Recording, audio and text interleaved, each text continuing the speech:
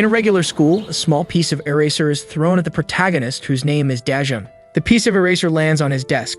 At that moment, he looks back and his classmate apologizes for hitting him. His classmate says he meant to throw the eraser at the person sitting in front, but the boy notices that there is no one sitting in front of him. Then they start throwing more pieces of eraser while Daejeon watches. His hair is already full of eraser bits. At that moment, he turns around, asking them to stop. His classmate gets very irritated. He walks up to his desk, insulting him and asking what he said. Out of fear, Daejeon pretends to be clueless. He says that his classmate keeps throwing the eraser and he just wants it to stop. At that moment, his classmate punches him in the head, calling him an idiot, and grabs his hair tightly, asking if he is dumb, while Daejeon just apologizes. Then his classmate gets ready to hit him again. He punches him again while asking if he should stop just because he was asked to. Meanwhile, the other classmates watch the scene without reacting. Suddenly, one of the classmates says the teacher is coming. The teacher then enters the room. Daejeon feels relieved that the teacher has finally arrived. Then he and the bully look at the teacher. The teacher coughs and tells them to stop playing around.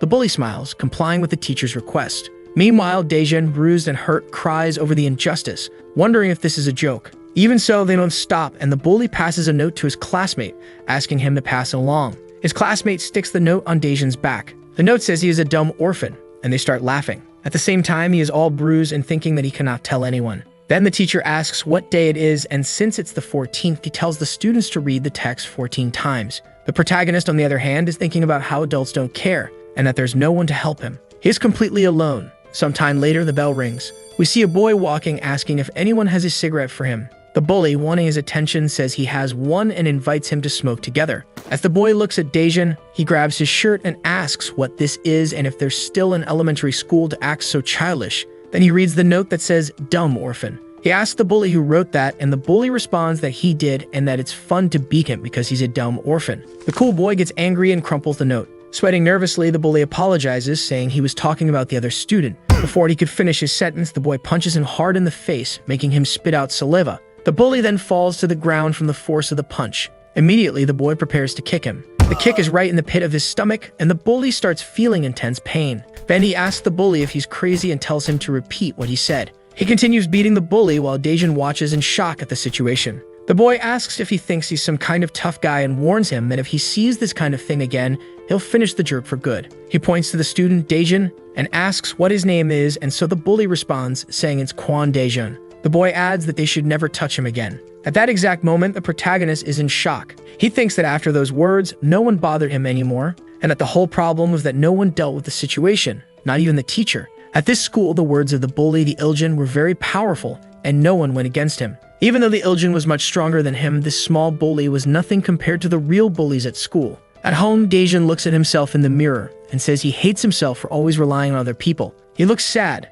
but soon composes himself and says he needs to become stronger. Time passes while the protagonist works hard. He does push-ups at home, reads books on self-defense and martial arts, runs on the street to build his endurance, and watches professional fights to learn how to defend himself. After a while, he realizes he's gaining a lot of weight, so he continues to push himself even harder. In addition to gaining more weight, he's also getting bigger, and he decides to keep training. Time keeps passing. Daejeon is now quite strong and does push-ups while reading a martial arts book. After all this training, he goes to school, and everyone wonders if he's the same boy from before, asking what happened to him. A student tells his classmate not to get close to him because now he's a real bully. The protagonist walks, thinking about how much he has released his repressed energy and emotions, and now no one could ignore him. But despite his strength, things fell apart quickly. It's a beautiful day at a small neighborhood shop. We see Daejeon looking very different, wearing glasses and with an unshaven beard. Then someone enters the shop. Daejeon says welcome while adjusting his glasses, thinking that this is his life now. Sometime later, inside the president's office,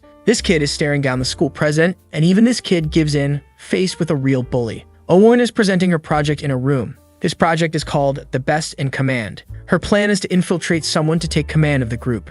That way, they'll be able to control the bullies. A man in the room questions whether the plan is about control and violence with even more violence. The president of the group says it sounds fun, and the man beside him is shocked. Then the president asks if there's someone capable of leading the group of bullies. Sometime later, we see the protagonist trying to read a book but unable to concentrate. He decides to give up on reading. A man working at the same place comments on how today's youth lacks passion, while Daejeon thinks about quitting both his university entrance exams and his job. Elsewhere, a group of men is robbing a child. The boy says he needs to buy porridge for his mother, and the men mock him. At that moment, a man catches the bully's attention. He tells the bully to go buy a cigarette and leave the boy alone, and the bully agrees. A couple from the group also decides to leave. They arrive at the store where the protagonist works. His coworker gets scared and says he's going to the staff room. The man goes to the counter and asks for 2 packs of Mevius cigarettes. At that moment, Daejun thinks they must be high school students, so he asks for their ID. The bully gets a bit irritated and says he forgot it, but that you should just hand over the cigarettes because it's no big deal. But Daejun replies, saying that without an ID, there won't be any cigarettes. The girl asks if he's serious and calls him rude. Then the bully says that rude people like him die easily, and the girl agrees. The high school bully throws a bill and tells him to hurry up. Daejun looks at the money and thinks about how much of a jerk the guy is, but that he still needs an ID. The man puts 2 drinks on the counter. The girl looks a bit uncomfortable and asks why drink that now. Then the protagonist says, "Excuse me." But before he can finish his sentence, the bully, now very irritated, asks if he's deaf. The girl looks scared. At that moment, the bully grabs Daejun's collar, calling him an idiot, and stares at him, saying he's going to beat him up. His coworker says the bully stole his cigarette and asks Daejun if he wants him to call the police. The coworker looks at the situation Daejun is in and gets desperate. The man says there are other customers in the store and suggests they settle this outside. Daejun can't believe what his boss just said. Outside, the bully is holding him while asking why he's not acting like before. He stares at him and asks if he thinks he can handle this. Daejun tells him to let go and gives him 3 seconds to do so. The girl laughs at him, calling him crazy, but ignoring the laughter, he starts counting. The bully, now very irritated, asks if he's seriously counting and prepares to hit him. Then we see the bully's perspective, looking at Daejun with his hands in his pockets and the girl telling him to get up. He's in shock, not knowing what happened, and the girl says he took a beating and passed out. She looks at him, asking why he's still standing. The girl helps the bully up while he curses Daejun for hitting him while he was distracted. Then he whispers to the girl to call the others. She says she didn't hear him, and he shouts for her to call the others. She runs off. The battered bully says that Daejun is in trouble and asks if he knows who he's dealing with. At that moment, the protagonist has a threatening presence toward the bully. Placing his hand on the bully's shoulder, he asks his age. The scared kid asks why he wants to know that. Then Daejun squeezes his clavicle hard. Already on his knees, the bully says he's 17 years old. In a lot of pain, he begs him to let go. Then Daejun says he'll kill him for real if he catches him buying cigarettes again. At that moment, a group of teenagers arrives at the scene. They look at the situation and wonder if their friend is kneeling in front of the cashier. He looks at them, asking if they are his friends and if they're all coming.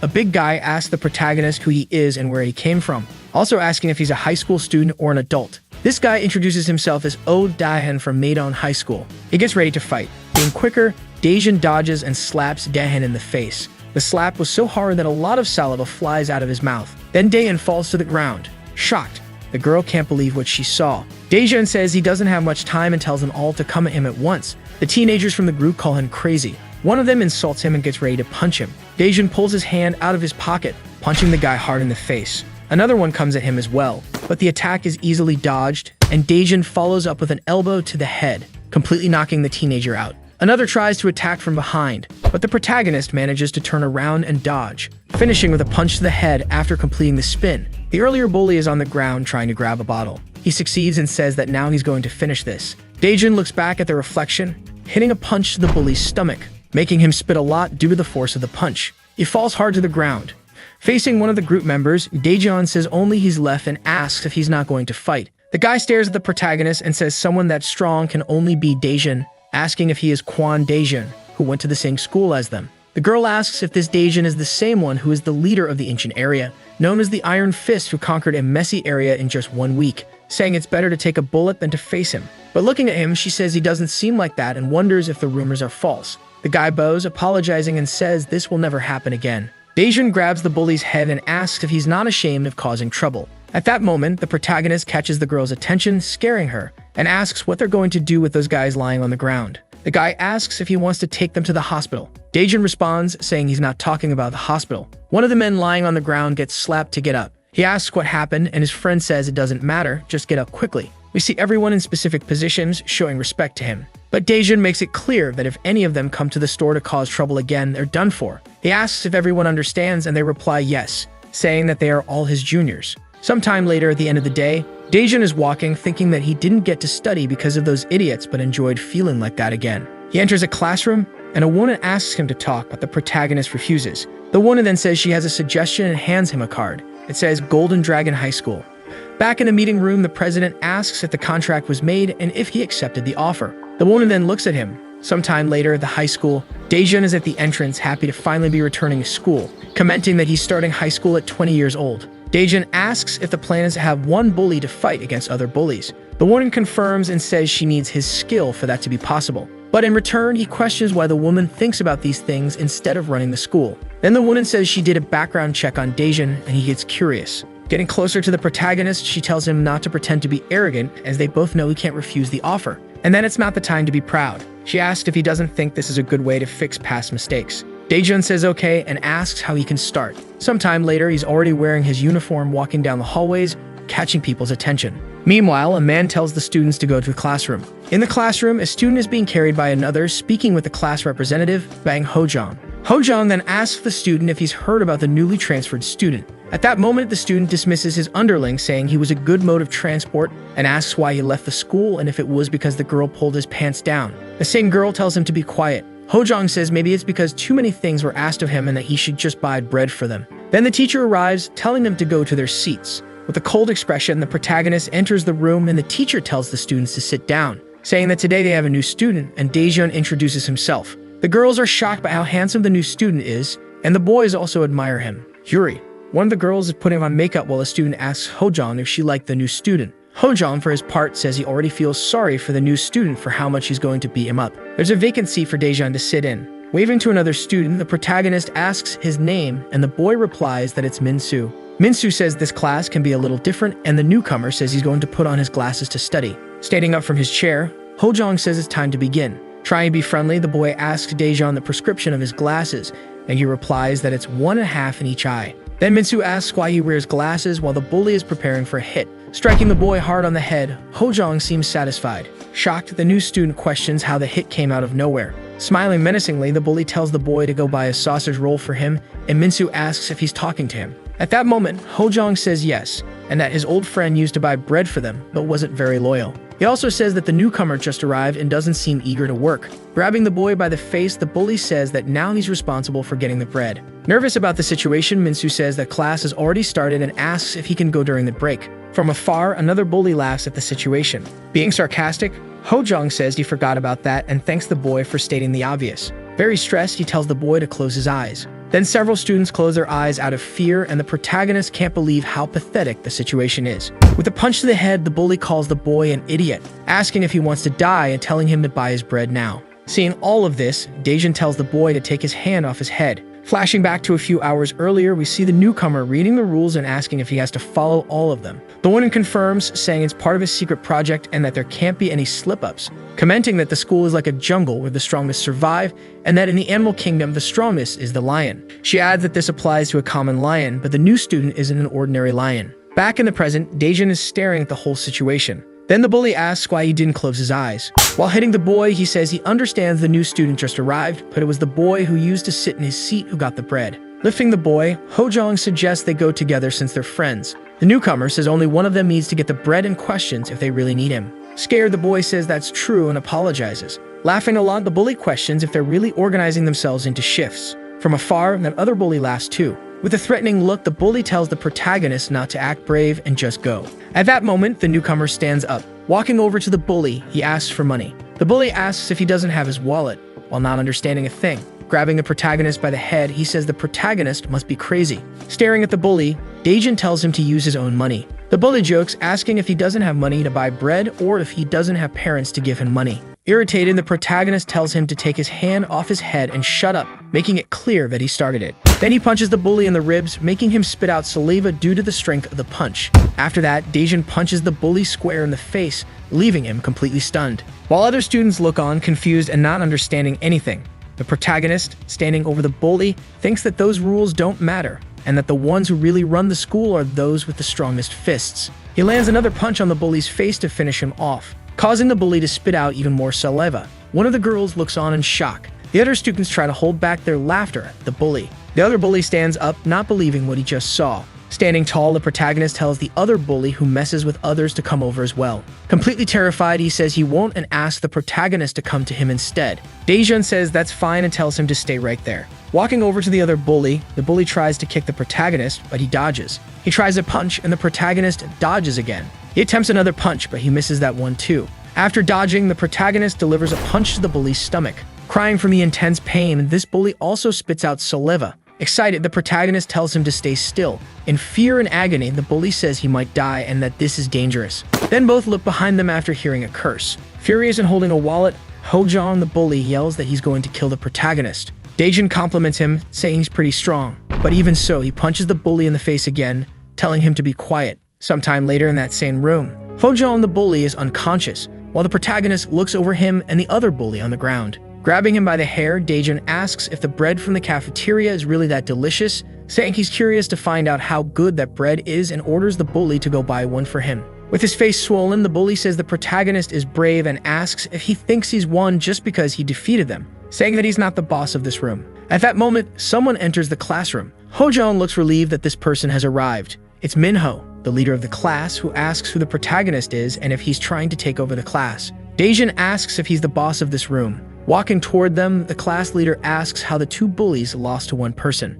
Curious, the protagonist stares back with a blank expression. The class leader asks the protagonist why he's doing this on his first day. The bullies, scared, wonder if the leader will be able to win, and the girl from the group asks if they're okay. One of the students steps back, not wanting to get involved. Annoying, the class leader tells the students that he's not going to fight. At that moment, the protagonist looks at him suspiciously, wondering if he really isn't going to fight. Analyzing the leader's legs, he sees they're spread and pointed toward him. His shoulders are also ready to move. As the leader stares at him, the protagonist thinks that the leader is subtle but could attack at any moment. The earlier bully thinks the new kid is strong, but he won't defeat the class leader, Minho. So he asks one of the students for popcorn. The student wonders why him. Irritated, the bully asks if he's gone crazy. Then the bully leaves, saying they'll be having meat for lunch. The class leader then realizes that the room is no longer afraid of Hojong. Calmly, the leader says they should introduce themselves and says his name is Minho, asking for the protagonist's name. Daejun then says his name. At that moment, Minho lunges forward, moving his hand toward the protagonist's face to trick him, while preparing to kick him. Aiming directly at the protagonist's weak spots, he realizes that it's going to be a low blow straight between the legs, and that it's a hit with unbearable pain. It's a strike that can't escape criticism, as no man should use such a move. Sweating nervously, Daejun analyzes the situation, placing his hands over his vulnerable area. Noticing this, the leader switches his movement to a punch, saying it was a bluff. He charges in with a full-force punch at the protagonist, landing a solid punch to Daejun's face, strong enough to leave a mark. Excited, the bullies cheered, saying there's no way the new kid can win. Daejun thinks that the leader bluffed and attacked at the same time. He kicks the leader straight in the shin. The leader is surprised by the kick. After that, the protagonist grabs the leader by the collar, throwing him far away with great force. The leader hits the wall and sits down after being thrown. Giving a lesson, the protagonist says not to threaten others like that. Laughing, the class leader stands up, saying that if it's him who's going to get hit, then it's no problem. Surprised, one of the bullies says that Minho is the number one without manners, and Hojong corrects him, saying that if he cheats like this 3 times, he'll be expelled from kickboxing. Clenching his fists, the leader says that now he's going to use proper kickboxing, and this time it's going to be serious. Calmly, Daejun tells him to avoid that place. Minho then observes him while reaching for an object. At that moment, he throws a chair towards the protagonist. Daejun dodges it reflexively. As Minho charges towards the protagonist, he dodges his punch.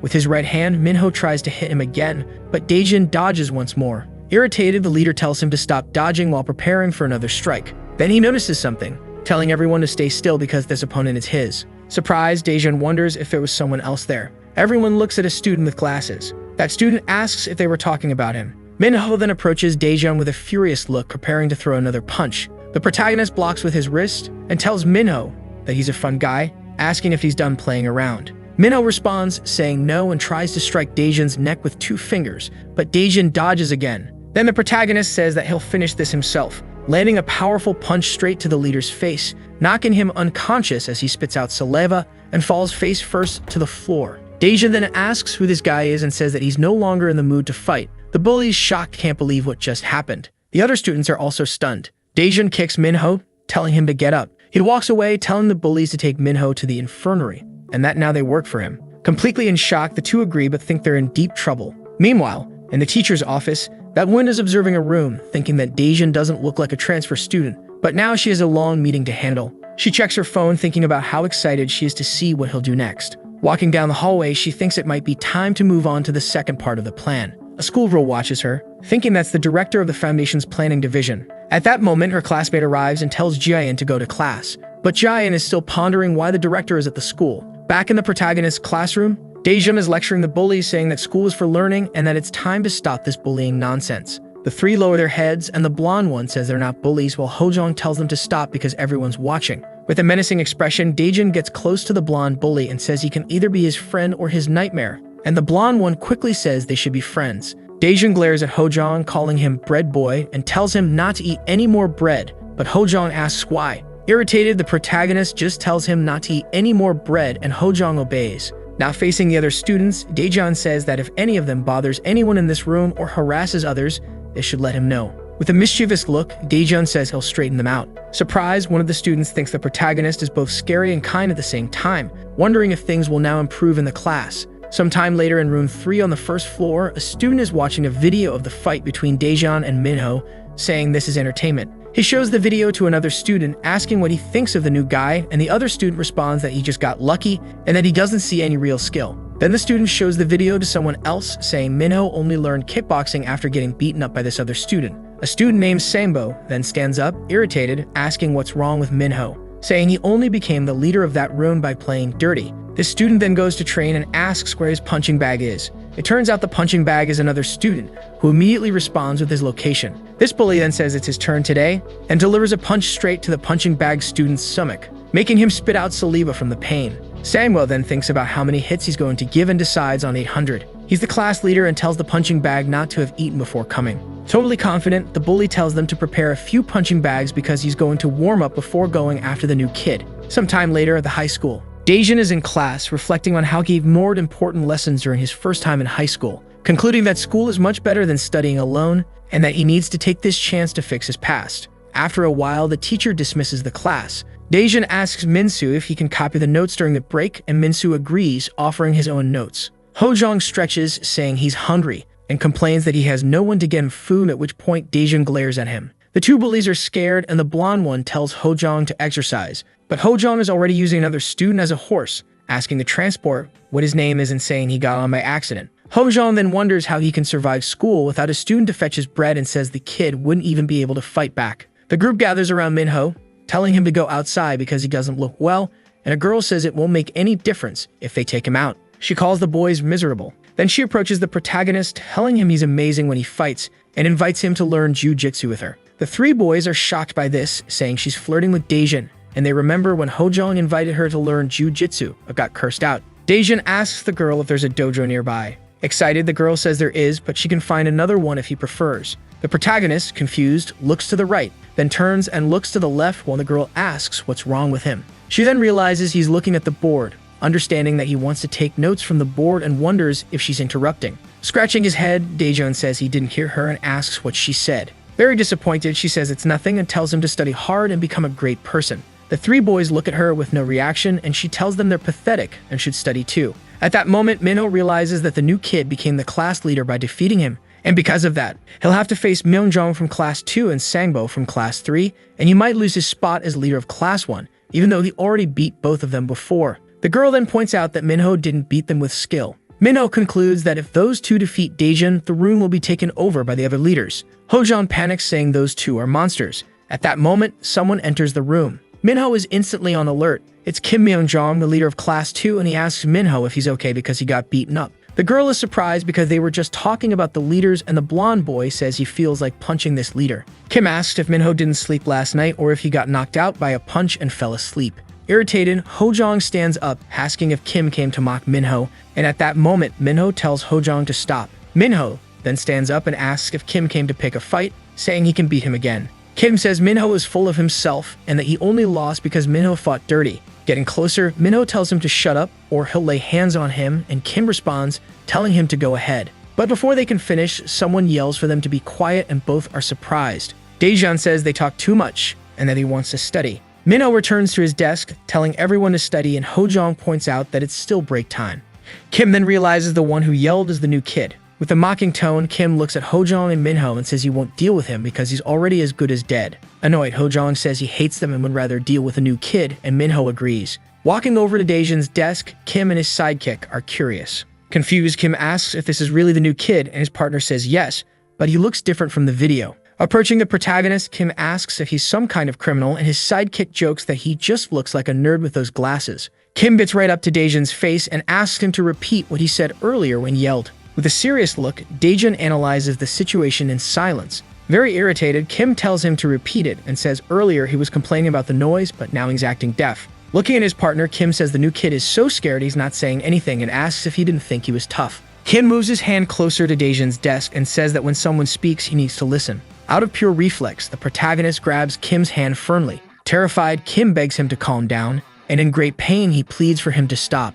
The other students, scared, just watch the situation unfold. While squeezing Kim's hand, the protagonist says he needs to finish his notes and that Kim should come back later if he doesn't want to lose a hand. Sweating nervously, Kim says he understands. After letting go of his hand, the protagonist tells him to leave before he changes his mind. Kim walks over to his partner and says they should go. He repeats again for them to leave. Suddenly, Kim turns back toward the protagonist, ready to throw a punch, saying he doesn't care about the notes. Swiftly, Daejun grabs the arm of the leader from Class 2 and prepares to counterattack, delivering a palm strike to Kim's face. Kim immediately loses consciousness, falling to the ground as his partner checks his pulse and realizes he's still alive. Daejun then asks if Kim is the leader of Class 2 and says they're too impatient because he was planning to come after Kim soon anyway. With a sinister look, Daejun tells them to take him when he wakes up and warns that if they run into him again, it will be the end. As Kim's partner leaves, the students in the room are amazed by Daejun, and the protagonist thinks it was convenient to have defeated the leader of Class 2 by accident. The main group in the room is in shock at what happened.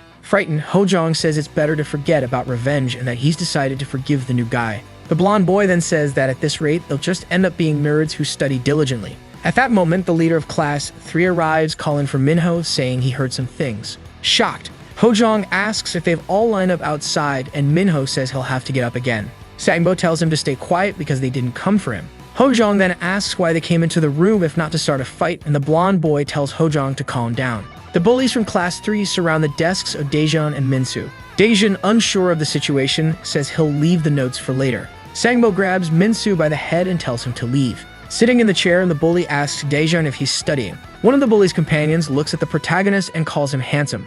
Shim Sangbo says he's the leader of Class 3 and that he's here to see if Daejun thinks he's the boss just because he beat Minho. At that moment, the protagonist slams his hand on the desk. Irritated, he asks Sangbo to say what he wants quickly because he's being too loud. The bully says the protagonist is brave, but the protagonist asks how he could be brave just for talking to an idiot and concludes by saying the bully is pathetic. With a murderous glare, Sangbo says the protagonist is amusing. He stares at Daejun and says he'll see him after school, telling him he better be ready because he's not as weak as Minho. Leaving the room, the bully calls his companions to follow. Confused, the protagonist wonders why all the students are acting like this since day one and all he wanted was to study normally. The girl, analyzing the situation, says that Sangbo is very strong and that Daejun has gotten himself into a mess, but the blonde boy is shocked at her concern. She responds saying she just doesn't like Sangbo and prefers the new guy and asks the blonde boy if he wants Sangbo to be the new leader. Standing up from his desk, Minho replies that he doesn't. The blonde boy asks where he's going. Then the girl asks if he's going to talk to the new guy and if she can go with him. Arriving at the protagonist's desk, Minho asks if he can sit down and Daejun replies no. Ignoring the refusal, Minho sits down and says that Sangbo is very different from the students in Class 2 and that he's a real fighter. Adjusting his glasses, Daejun tells him not to worry. Surprisingly, Minho says he wants to help the protagonist. Hojong and the blonde boy are shocked. The girl is thrilled with the idea. Suspicious, the protagonist asks if he's really going to help him, wondering what Minho's scheme is, and Minho responds that he's going to tell him Sangbo's strategy. The protagonist refuses the idea, saying it's not necessary. Ignoring him again, Minho explains that Sangbo has been training in boxing since middle school, but doesn't care much for real boxing matches. Meanwhile, in Sangbo's classroom, he asks for the punching bags to be brought to him. When faced with only 3 students, Sangbo asks if there shouldn't be 4. One of the students says the 4th is in the hospital. Irritated, Sangbo asks if it's his fault, and the student replies that the 4th just collapsed somewhere. With an air of superiority, Sangbo says it couldn't be his fault because he's training these students, but he's not responsible for them being weak. Stretching, he tells the 3 they'll need to try harder and now they'll begin. The 3 students get into fighting positions but are very hesitant. With a hateful look, the bully tells them they can come at him. One of the students closes his eyes and charges forward to throw a punch. Quickly, Sangbo delivers an uppercut to the student's chin, making the student fall backward. One of the other students is terrified by this sight, but gathers courage and charges as well. Sangbo dodges his punch and counters with a direct hit to the ribs with his left arm, then finishes with a punch to the face using his right arm. The second student crashes to the floor, trembling with fear. The last remaining student looks at the scene. Sangbo tells him to come on already. This student is completely terrified, but still runs at the bully, only to take a punch directly to the face. With a flurry of punches, the bully tells the student to defend himself, telling him to move his arms while the rest of the class watches. One of the students, already beaten, is lying on the floor looking at the bully. Sangbo looks back at him and asks why he's sitting down, telling them all to get up and that he's hitting them lightly so it'll last longer. With a calm expression, the bully asks if they're faking to make it end faster and says they should try harder. Two of the beaten students are scared, and Samo concludes by saying they'll now go visit their friend in the hospital. Sometime later at the high school, during the break in the cafeteria, the protagonist is with Minsu getting food. He sits at one of the tables with his plate, staring at the food and thinking it's been a long time since he ate school food, as he's only been eating stale stuff at work recently. He remembers what it was like working at his store and how his boss was considerate. Two girls are looking at the protagonist, and one of them comments on how handsome he is, saying he just arrived today. Her friend thinks about how Daejun just arrived today. At another table, several students are talking about how the new kid beat 2 leaders, and one of them questions whether he just arrived and already wants to be the leader. Another says the new kid did all that in one go. Then one of the students responds, saying maybe it was luck, and that he'll still have to face Sangbo. Gu Samwa, the leader of the special sports class, says they'll soon find out if it was luck or skill. Back at the protagonist's table, the girl from his class approaches and asks why Daejun is eating alone, telling him they should all eat together. Minsu wonders if she didn't see him at the table to say that. The students from Class 1 are sitting together at the table, chatting amongst themselves. At another table, 2 students are talking about the protagonist, and one of them asks if the new kid has already joined Minha's gang. The other says the new kid is quite handsome. Kwak Du-shik, the leader of the special arts class, asks if he's not better looking than the new kid, and his friend says yes. At the Class 1 table, the protagonist is eating rice, and Minho tells him to eat everything, because Sangbo won't be as easy as Kim. Daejun, suspicious, says Minho claimed he could beat Sangbo, and asks why he's trying to help him. Minho says his fight with Sangbo is still ongoing. He then starts to remember his fight with Sangbo, completely beaten and exhausted. Sangbo asks if Minho is already tired, saying he won't stop until Minho's face is covered in blood.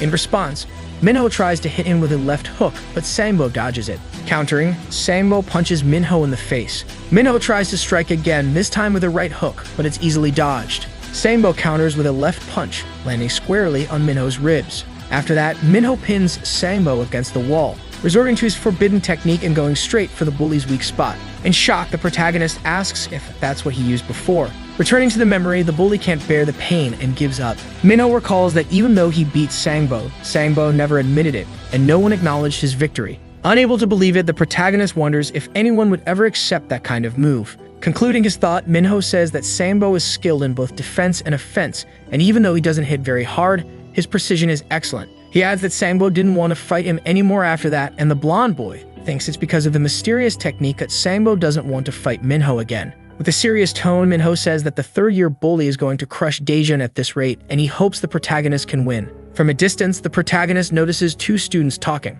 He observes them and wonders who they are. In their conversation, one of the students asks if his friend is nervous about the new kid, and the other replies that he's not because Sangbo is going to win anyway. A piece of food falls onto Daejun's plate. The boy apologizes for it. Annoyed, the protagonist asks what's going on. Nervous, the girl asks if the boy has lost his mind to do something so childish. He says he already apologized and that she can eat it if she wants. Both leave, laughing at the situation. Quickly, the protagonist grabs one of them by the arm and asks where he's going. Furious, Daejun says that it's not fried squid, but a dish called dorachim. From another table, a girl with glasses wonders what's happening, thinking it looks like a fight is about to break out. Her friend comments that judging by the type of people at the table, the new kid must also be a bully, and the girl says he's really handsome. Other students also watch the situation, waiting to see what the protagonist will do. Daejun asks where the squid is. The bully, trembling with fear, says it's nothing and that the new kid should apologize. Squeezing the boy's arm even tighter, Daejun asks if he really needs to apologize. In pain and fear, the bully doesn't know what to do. Finally, the protagonist says that he's the one who decides whether he will apologize or not.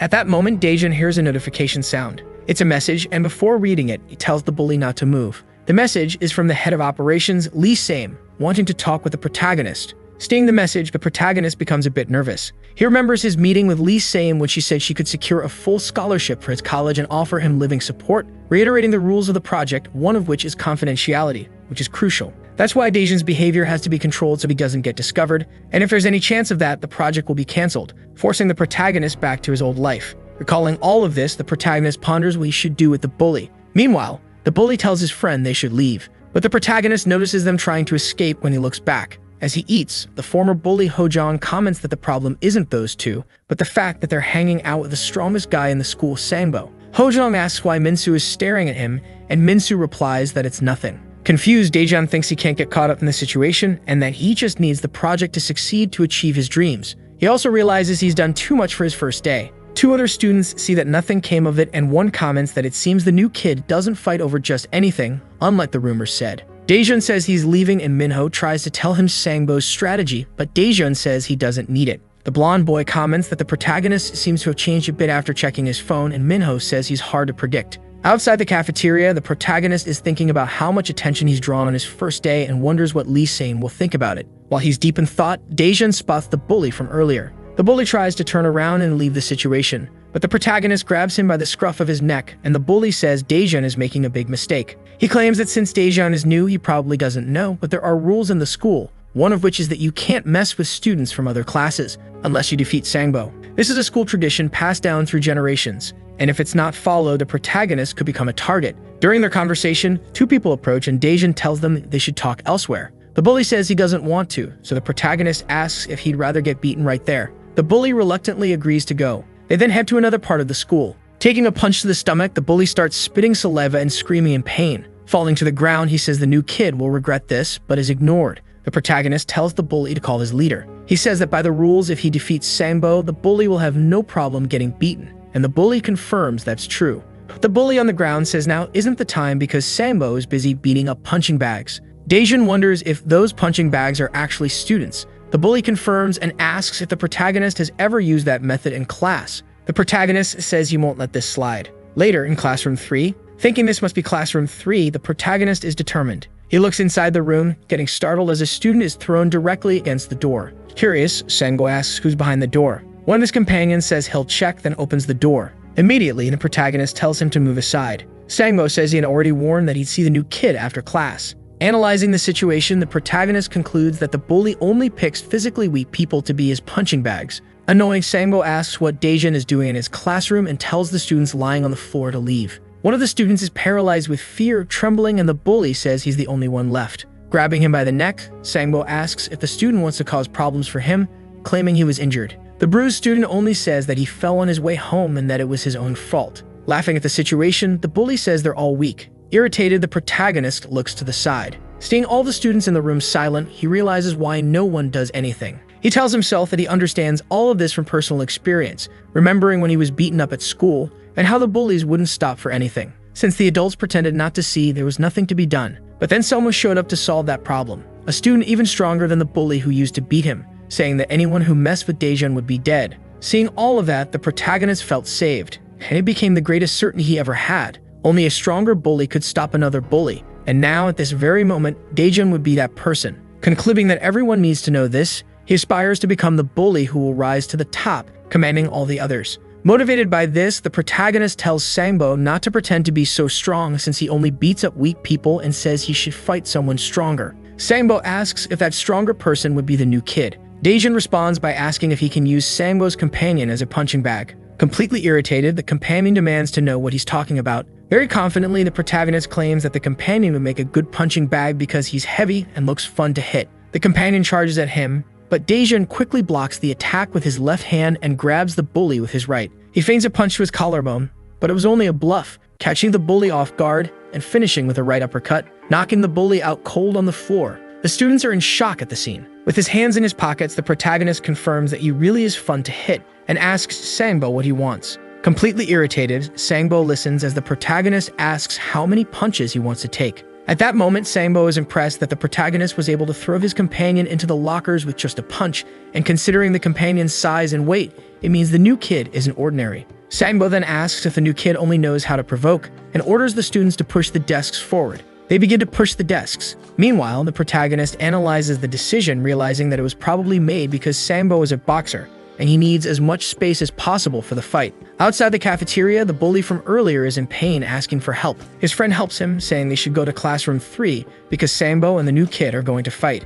Hearing this, the other students decide to go too. Inside the cafeteria, Hojong wonders why the ice creams are so small these days, and the blonde responds, saying it's because he's gotten so big. Suddenly, they hear a student yelling that Sangbo and the new kid are fighting in Classroom 3. They decide to go as well. Arriving at Classroom 3, the three students from Class 1 wonder if the fight wasn't supposed to be after school. They realize the fight is about to begin and joke that they should have bought popcorn. Analyzing the situation, the protagonist thinks that even though Sangbo beat Minho, it didn't seem like he had much skill based on the video we saw. Meanwhile, Sangbo is warming up, getting into position to go all out. He charges at the protagonist with incredible speed, throwing a left punch, but Daejun reflexively dodges it. Sangbo then changes direction, attempting a right punch, which is also dodged. As he dodges, the protagonist thinks Sangbo is faster than a professional boxer, and every time he gets close, Sangbo quickly pulls back. He continues following the protagonist to stay close. Sangbo tries another right punch, but the protagonist ducks to avoid it. Seeing an opening after Sangbo's attack, Sangbo notices that Daejun is going to try a cross punch, so he instantly jumps back to dodge it, acknowledging that the new kid can spot an opening but thinking it won't work anyway. The protagonist realizes that Sangbo can read his shoulder movements and that he's not an ordinary guy. He has natural instincts, systematic training, and is good at using his feet. Not to mention he's fast, moving swiftly towards the protagonist, throwing a series of punches, but Daejun dodges them all. Watching the fight, Minho recalls how he was also trapped by those punches and can't see any opportunity to counterattack, wondering what Daejun will do. The protagonist finds an opening, leaving Sangbo shocked because he can't avoid it. Daejun lands a right cross, hitting Sangbo's upper arm. Despite blocking the punch, the impact pushes Sangbo back, making him wonder if that punch came from a normal guy, since even though he blocked it, he still took damage. Hojong and the blonde are surprised by the counterattack. Daejun thinks that Sangbo has abnormal speed, and that his ability to assess situations is also fast. The bully realizes that he's now figured out the protagonist's reach from that punch. Sangbo formulates a strategy to feint a punch and then land a cross, knowing the protagonist will step back and try to punch first. The protagonist notices something in Sangbo's movements.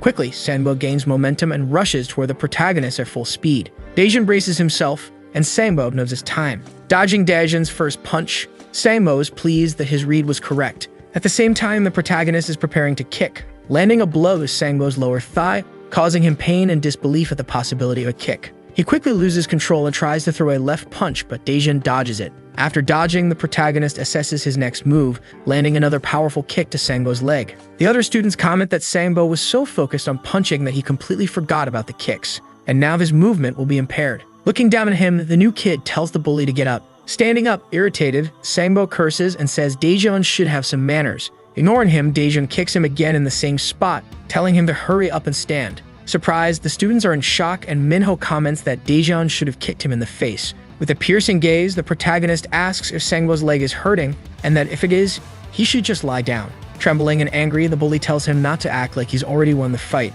Once again, the protagonist prepares for a kick and thanks him for the compliment. At that moment, Sangbo braces himself to defend the area already hit by 3 consecutive kicks. But the protagonist plants his foot firmly on the ground, delivering a punch with his right hand, revealing that the kick was a feint. Sangbo barely manages to block with his left arm. He realizes another punch is coming, but the protagonist stops his hand, showing it was another feint, and sweeps Sangbo off his feet, leaving the entire class in shock. His classmates, stunned, realize that it's Minho's technique. Other students remark that Sangbo took 4 kicks to the same leg and wonder if he'll even be able to move. Sangbo is kneeling on the ground, unable to move. In the ceiling of the room, there's a camera, recording the whole fight, which is being projected in another room, where a man watches, appreciating the fight, noting that these kids really know how to brawl. Confident, the protagonist asks what Sangbo is doing and tells him to get up and face him. Irritated and clutching his leg, Sangbo analyzes what to do next, knowing that his leg is no longer in any condition to fight. The students watch the fight, completely perplexed. Sangbo feels utterly humiliated. One of the students says he should get up if he's a boxer, while another asks if he can still fight at this point, saying that although they can't see it because of his pants, it's obvious that the bully's leg is completely messed up. Feet are a big issue in boxing.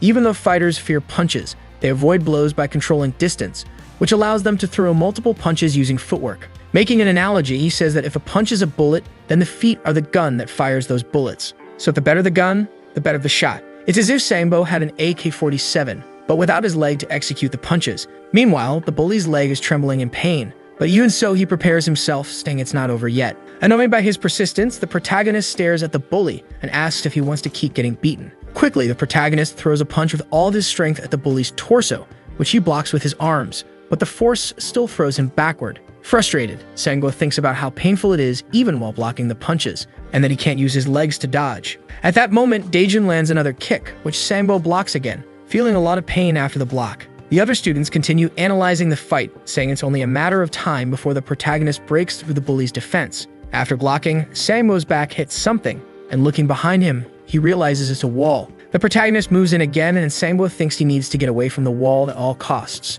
He barely manages to dodge the protagonist's punch. He tries to counterattack, but the protagonist dodges, then lands a direct punch to Sangbo's ribs. Sangbo realizes something is wrong with his breathing. Daejun follows up with a left punch, which is blocked, and then a right punch, also blocked. At this point, Sambo is in a lot of pain. Minho comments that the fight isn't over since Sambo is cornered against the wall. He's taking punch after punch, and now he only has the choice to either defend or get beaten. The blonde boy asks if this is a massacre because Sambo is getting hit so much. Hojong says he looks like a punching bag. In a flashback, Sambo is shown training in boxing. Other people at the gym are impressed by his skill, saying he should compete in a fight. The coach, however, says that Sambo doesn't want to participate in a league or anything like that. At that moment, a teenager arrives claiming to be Sambo's friend, calling him to leave. After the training session, Sambo shows a tattoo he plans to get. As he says goodbye to the coach tries to talk to him, asking with a concerned look if Sambo enjoys messing with others, telling him to only fight in the ring because that's the most important thing in boxing. Sometime later in the classroom, Sambo is beating up a physically weaker student, even punching him in the face without holding back. With a terrifying look, he says this is much better than a simple punching bag, calling for the next student to fight him. A line of students forms ready to be Sambo's punching bags. Sambo's friend says that this one can take the hits so Sambo can punch as hard as he wants. While beating another student, Sambo's friend comments on how painful it must be. Back in the present, the protagonist is pummeling Sambo while his friend watches everything, throwing punch after punch, turning the bully into a new punching bag. Sambo is spitting from the force of the punches he's taking. In shock, Sambo's friend wonders how he became a punching bag, and to his eyes, it seems like the protagonist is hitting a literal punching bag. Daejun lands a left punch, followed by a powerful kick, making the punching bag swing back and forth. But in reality, it's Sambo, enduring all of this like a human punching bag for the protagonist. After a powerful right punch, the chain in the punching bag breaks, symbolizing the defeat of Sambo. He's unconscious from the blow, falling hard to the ground like a punching bag that's been wrecked, completely exhausted, knowing he has no chance of winning and will never succeed. Sambo watches as the protagonist walks slowly toward him. With a terrifying look, Daejun tells him he has 10 seconds to get back up as the punching bag, leaving the bully utterly terrified. In classroom 3, Sambo is exhausted and confused about what just happened, while the protagonist stares at him with a frightening gaze. The bully looks away in shame for having lost. Seeing the outcome, the students in his class can't believe it. The others who were beaten are also left speechless by the result. Sambo's friend, scared, understands why Sambo doesn't participate in boxing competitions. In the past, he asked Sambo why, and he responded by saying it was annoying. His friend also knows why the bully chose not to go after Minho even though he claimed he would win, and why he's so obsessed with turning physically weaker students into his punching bags. The reason for all of this is that Sambo wants to appear stronger than everyone outside of school, but deep down he's also afraid of getting hurt. Intervening in the fight, Sambo's friend says that's enough and that they admit defeat. The protagonist stops the fight. Looking at the bully, he says he wants to hear it from his mouth. Full of shame and biting his lip, Sambo admits that he lost. The students are shocked that the bully who oppresses everyone is being humiliated like this. As he walks away, the protagonist mocks the bully, saying he's not even good enough to be a punching bag, let alone a boxer. Impressed, the students say the new kid is really strong. Meanwhile, a student asks his classmate if they're no longer going to be punching bags, and the classmate replies that he doesn't know, but the new kid would just be another bully if that happened. Hojong is in shock while Minho wonders just how strong Daejun really is. One of the students asks his leader what he thinks of the new kid, and the leader replies that he's strong, but that they still don't know his true abilities, so they need to observe him more. As the protagonist leaves, he's stopped by a student. The student asks if Daejun was scared when he saw Sambo, and ran away. After hearing a shout, the student becomes scared, wondering if that's Sambo's voice. Heading to the classroom entrance, he realizes that Sambo lost. At that moment, the new kid asks if he has anything else to say. The student replies no and says he's leaving. He bumps into someone at the entrance. It's Minho, who, along with his two friends, tells the student to move aside. The student quickly complies.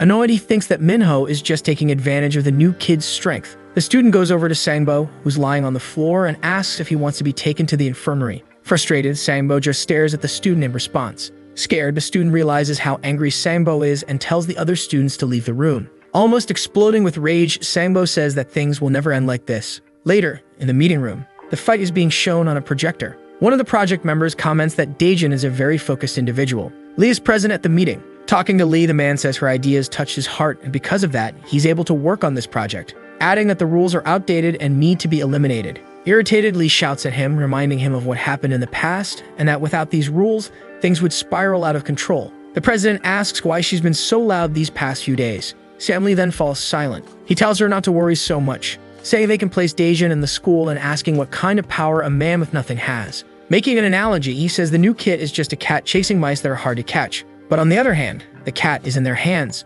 Back at the high school, the news of Sambo's defeat is already spreading. Now in class 4, a student slams the desk. It's the leader of Class 4, Park Dojin, celebrating. He's demanding money from another student as a sort of payment, while his friend asks what he's going to do. Park says he doesn't care. Now in Class 9, a student is adjusting his glasses. It's Lee Sung-hoon, the leader of the exam prep class. Moving on to Class 6, we see Yoo Ji-seok, the leader of Class 5. He says he can't believe Minho is eating with the leader of Class 3, Daejun, but that he could remove him whenever he wants. At that moment, Yoo tells a student that he'll be eating in Class 6, and the student says he doesn't mind. Yoo says he feels that the new student is different and that they should plan something to be prepared. Then the self-proclaimed queen of Class 6, Bak Suzy, says she's tired of men who want to play the boss. She says that if they get caught, she'll snitch to her appa, but Yoo responds that she can't bring a third-year leader to fight a first-year student. Concluding, Yoo says that either way, they need to think about it.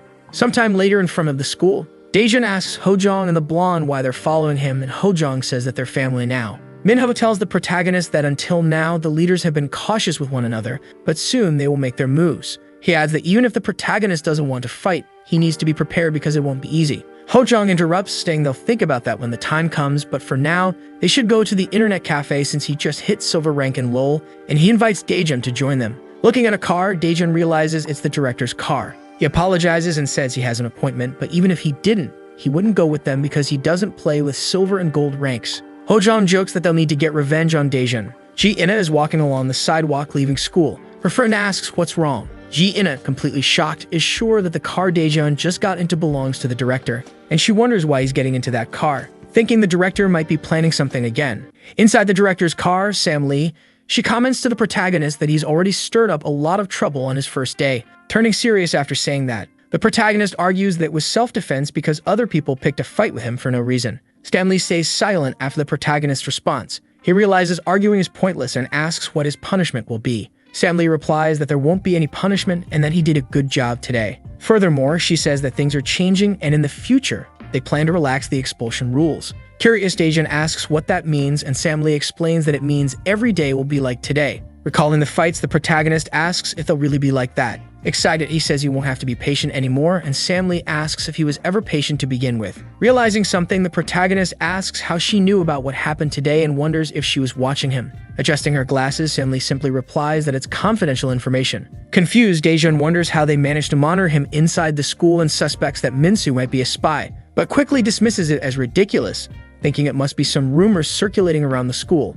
They arrive in front of a building. Sam Lee opens the door, telling him this is where he'll be staying, and Daejun asks if she's serious. Already comfortable, Daejun says it's amazing to live in a place with a couch, and even though he's a secret agent, he's being treated very well. Suspicious, he says it feels like someone has already lived there. Sam Lee responds, saying she used to live in that house before. Embarrassed, the protagonist yells, asking if they're going to live in the same house, saying that doesn't make sense. With a fierce look, Sam Lee asks what he's talking about, and he quickly backtracks, saying it's nothing. Embarrassed, the protagonist says it's fine. She says that the school administration was pleased with his performance on the first day, and because of that, they've loosened the rules a bit and will trust his judgment. However, she warns that violence outside the school isn't under the administration's control, just like violence inside the school isn't, since the teachers aren't aware of this project. She concludes by saying the administration will provide him with support, but cautions him not to overdo it. Handing him a card, Sam Lee tells him to use it for his daily expenses, and that he can live alone in this house. After that, Sam Lee says goodbye and wishes him luck on the next day.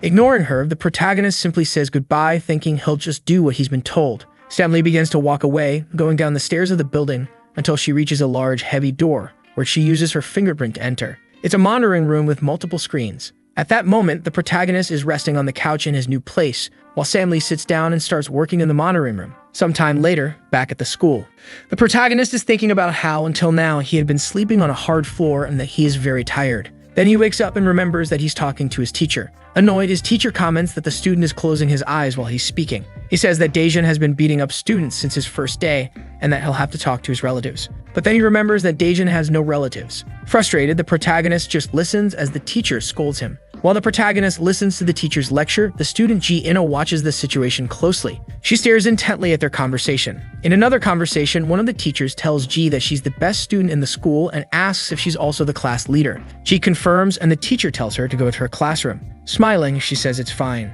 As she heads to her class, Ji notices the conversation between Daejun and his teacher. From what she hears, the new student got into a fight right after transferring. She wonders if that's the only thing he's been doing since arriving at the school. A while later, in class 6, he was taking pictures of Baek and asks why she's covering her face. She replies that he should just take pictures of her body. Someone calls you from behind. Two students ask if he's heard what happened to Sangbo. He says he has, but he hasn't been able to talk to him yet and tells the two to leave Sangbo alone. They then ask what he's going to do about the transfer student Daejun, saying that Sangbo was like that, and all the first-year students ended up becoming like him too. Before they could finish speaking, someone interrupts. It's Kim Yeonjun, the leader of Class 6. Panicking, the student says he never said that Kim or Ji Seok would lose the fight. The Class 6 leader then calls the student over to his desk. Sweating, the student says he's not claiming the class will lose and that they might end up fighting. At that moment, Kim punches the student in the face, causing him to bleed and struggle to process what just happened. Kim calls him over again. Afraid, the student approaches. This time, he receives an even harder punch straight to the face. Now completely beaten, he can't keep both eyes open. Calmly, the class leader tells him to watch what he says. Terrified, the student apologizes. Playing on his phone, Kim calls them idiots and tells them to leave. The students quickly obey his order and leave. Outside the classroom, the beaten student says he just wants to get out of this hell, and his friend asks if the best option is to transfer schools. Watching from a distance, one of the leaders comments that Kim has great charisma. The Class 6 leader responds, saying he just wanted to beat up those two idiots. Ji-seok says they can't ignore what was said and asks if they should move slowly. Kim asks if he knows that automatic combat is the new trend in today's games. Crossing his arms, the student replies that he knows and that he doesn't play any games without that option. While playing, Kim explains that the reason it's so popular is because they don't have to use their hands. On a sunny day at school, the protagonist adjusts his glasses while glancing sideways, wondering why his classmate is wearing his glasses from one day to the next. Suspicious, he asks his classmate if there's a camera in his glasses. Confused, Minsu asks what he means by that. Daejun brushes it off, saying to forget it and asking why he's suddenly wearing glasses. Minsu replies that he used to wear them a lot. Distracted, his classmate looks at another student who resembles a character named Koob from a manga. Hojong is talking to this student, telling him to go to the cafeteria. Taking him off his glasses, the student says he was also afraid of getting beaten up and started wearing glasses since then, but tells the protagonist he doesn't need to do that anymore because he's there, and without paying attention, he calls Hojong a jerk. Surprised while eating his bread, Hojong wonders what he did wrong. Sweating nervously, he asks the blonde if he wants to play something, but the blonde refuses. Frustrated, Hojong stands up and tells him not to eat any more bread. Bowing as low as his body allows, Hojong apologizes and the blonde wonders what's wrong with him, asking if the bread is poisoned. The nerd who used to get beaten up adjusts his glasses at that moment. Daejun looks at him, both nervous and confused, saying that he adjusted his glasses in a very suspicious way. The student replies that he hasn't worn glasses in a long time. Embarrassed, the new kid says he's been a bit sensitive these days, and in his thoughts, he admits he's starting to suspect someone is watching him. Outside the classroom, another student appears. Looking from the outside, he sees Daejun studying and wonders if it's really him. The girl outside the classroom also notices that the new kid is in there. Both end up thinking he's more normal than they imagined. Walking down the hallway while watching the classroom, the girl accidentally bumps into the student. He immediately gets irritated and tells her to get lost. Scared, she quickly leaves, thinking he must be some kind of gangster to act like that. When he turns toward the window, he sees Daejun staring at him. Turning back to continue walking, he wonders how long he's been watched. Now in classroom 9, the girl with glasses mentions that she heard her friend pass by classroom 1 earlier, and that most of the girls go there to see the new kid because he's handsome, but she thought her friend only liked studying and didn't care about those things. Embarrassed and annoyed, her friend starts to think of a response, but her classmate eases the tension, saying it's okay, and that he really is good looking. She agrees and thinks there's a reason to keep an eye on the new student. Sometime later, the day is ending and the sun is setting. Watching the protagonist, the girl knows his name is Kwon Daejun, and that he transferred from Incheon according to what Era told her. Era also mentioned that she knows his address and passed by the food alley while heading to school, saying he has an irresistible charm. Her friend is shocked and left speechless. Hiding behind a pillar, she watches him closely. Feeling like a complete stalker for doing this, she notices that he's walking home from school without the director. As she wonders about their relationship and why he transferred, other students are gathering nearby. The student who was watching Daejun earlier asks the leader of Class 6 if they really have to do a task without reason. Kim confirms, saying they just need to do what he ordered and that the 4 of them can take him down. One of the students says he doesn't mind helping, but Minho is hanging out with Pam, and they aren't even leaders to be attacking the leader of Class 1-3. Irritated, Kim asks what the problem is and questions if they can't show their full potential in Class 6 because of him and Ji-seok, adding that if he were in another class, he would have beaten half the students by now. He questions if the student cares about the rules the class leaders share, stating that he and Ji-seok will soon dominate all the freshmen anyway, concluding that it'll take care of things and they should just finish the job. He tells them to call them when it's done. After Kim leaves, one of his friends comments that he's amazing and seemed like just a regular student when they saw him in Class 6, and another student says they should take this chance to boost their status.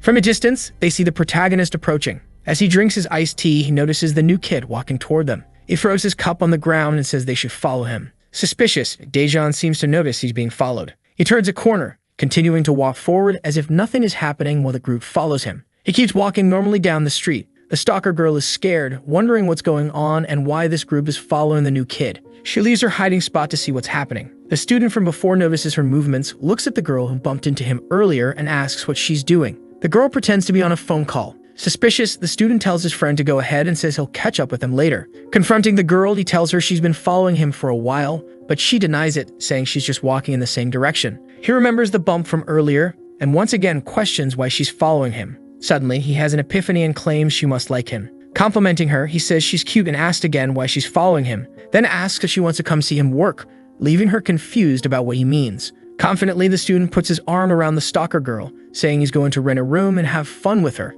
asking if she wants to join him. At that moment, the girl pushes him away, telling him to get his hands off her. Completely irritated, he curses at her, insisting that she followed him because she likes him as he advances toward her. His friends hear the commotion and wonder what's happening. This draws Daejeon's attention, and he realizes the group has stopped following him. With his hands over his eyes, the student asks what she did. Holding pepper spray, she says no one told him to put his dirty hands on her. The group arrives, and the student says the girl is crazy and sprayed pepper spray directly into his eyes. One of the students tells her to put it down before he hits her. Scared, she insists that he started it. The same student says he's not afraid to hit girls, and she threatens to use the spray again if they come any closer. From a distance, the protagonist asks what they're doing as he watches them. Crying, the girl is surprised to see the new kid. Annoyed, the bully tells him to leave. Meanwhile, the injured student tries to open his eyes to see what's happening. The bully says that Kwon Daejeon is here, and his friend says it was him who attracted this crazy guy. The protagonist then asks if they've been following him for a while, and they deny it. Pointing in another direction, Daejeon says he has something to take care of and invites the bullies to join him. One of them quickly accepts the invitation. Still shaken, the girl wonders if he did all this just to save her. After a while, they arrive in an alley. The bullies notice two people there, and they realize they're from Bonjin High School. This is a young man of first year from Bonjin Technical High School. And this is Cho Jinwoo from the same class, who says it's been a while since he's seen any girls from Juryong School. Aijun says they're a bunch of nerds and tells them to get lost. One of the bullies asks if he knows Kim Myeonjun and says they need to do what they were told. Both students confirm they know Kim, while Daejeon calmly watches the situation unfold. The student from the technical school says he'll let it slide this time, but if they're using Kim's name in vain, they'll pay for it. Frustrated, the bully thinks about his bad luck and wonders why they ended up meeting like this. Something catches Cho Jinwoo's attention. He asks if that girl works with them, and the bully responds that she doesn't. Daejeon, suspicious, continues to watch them closely. Sometime later, in a regular commercial building, Jiseok asks what Kim is doing there since he was supposed to handle the new kid, and Kim replies that he sent Yang Jinmo and other students to take care of it. Skeptical, Jiseok questions whether Yang can handle the situation, but Kim says he's strong, adding that even if he weren't strong, he wouldn't have made it to school after the second-year students got to him, and that even though they're second years, they fight on par with the third years, knowing not to mess with them. Meanwhile, the group of bullies corners the protagonist in the alley. Nervously, the girl asks if she can leave now. The bully tells her to be quiet and just watch. Curious, the new kid wonders why she's been following him since school and what he should do about it. He tells the bullies to let the girl leave, and the bully asks who he thinks he is. Taking off his jacket, the bully asks if the protagonist knows the situation he's in, questioning if he realizes he's here to get beaten up. The protagonist responds that he wasn't aware of that. Trying to figure out what's happening, the transfer student recalls that they mentioned Kim Myeonjun earlier, and if they keep sending people after him, he's going to end up getting hurt. Smoking a cigarette, the bully steps closer, and Daejeon warns that if he blows smoke in his face, he'll be a dead man. As the bully prepares to blow the smoke, the new kid tells him not to do it, just act tough. Grabbing the bully by the mouth forcefully, he begins pushing him back, surprising everyone around him. He then sweeps the bully's legs out from under him and prepares to strike. On the ground, the bully realizes something is coming. Daejeon lands a powerful punch to the bully's face, making him spit from the impact of the punch. The girl is left speechless. The group of bullies is in shock, saying he's really strong. Standing up, Daejeon says the bully didn't listen to him and comments that they'll soon end up like their friend. One of the students says that if they don't take down the new kid, Kim will punish them, and his friend says he doesn't know anything, but thinks they should all attack at once. They all charge forward together. Near the protagonist, the three hesitate, saying one of them should go first. With a disdainful look, the new kid asks if he should attack first. He positions himself to attack all at once. Faking a move toward one student, he punches another student in the face. One of the bullies curses and rushes at him, but Daejeon easily dodges the attack and goes after another student, who is completely terrified by this. He lands a powerful punch right in the middle of the student's face, knocking him out cold on the spot. The remaining bully is worried and asks if he can still fight, saying they should attack together now. Before they can move, the protagonist delivers a direct kick to his chest, slamming him into the fence. From a distance, one of the bullies curses at the new kid, getting ready to throw a punch, but he's quickly immobilized, taking a punch straight to the ribs, spitting from the pain. Daejun grabs his arm tightly and throws him to the ground with force,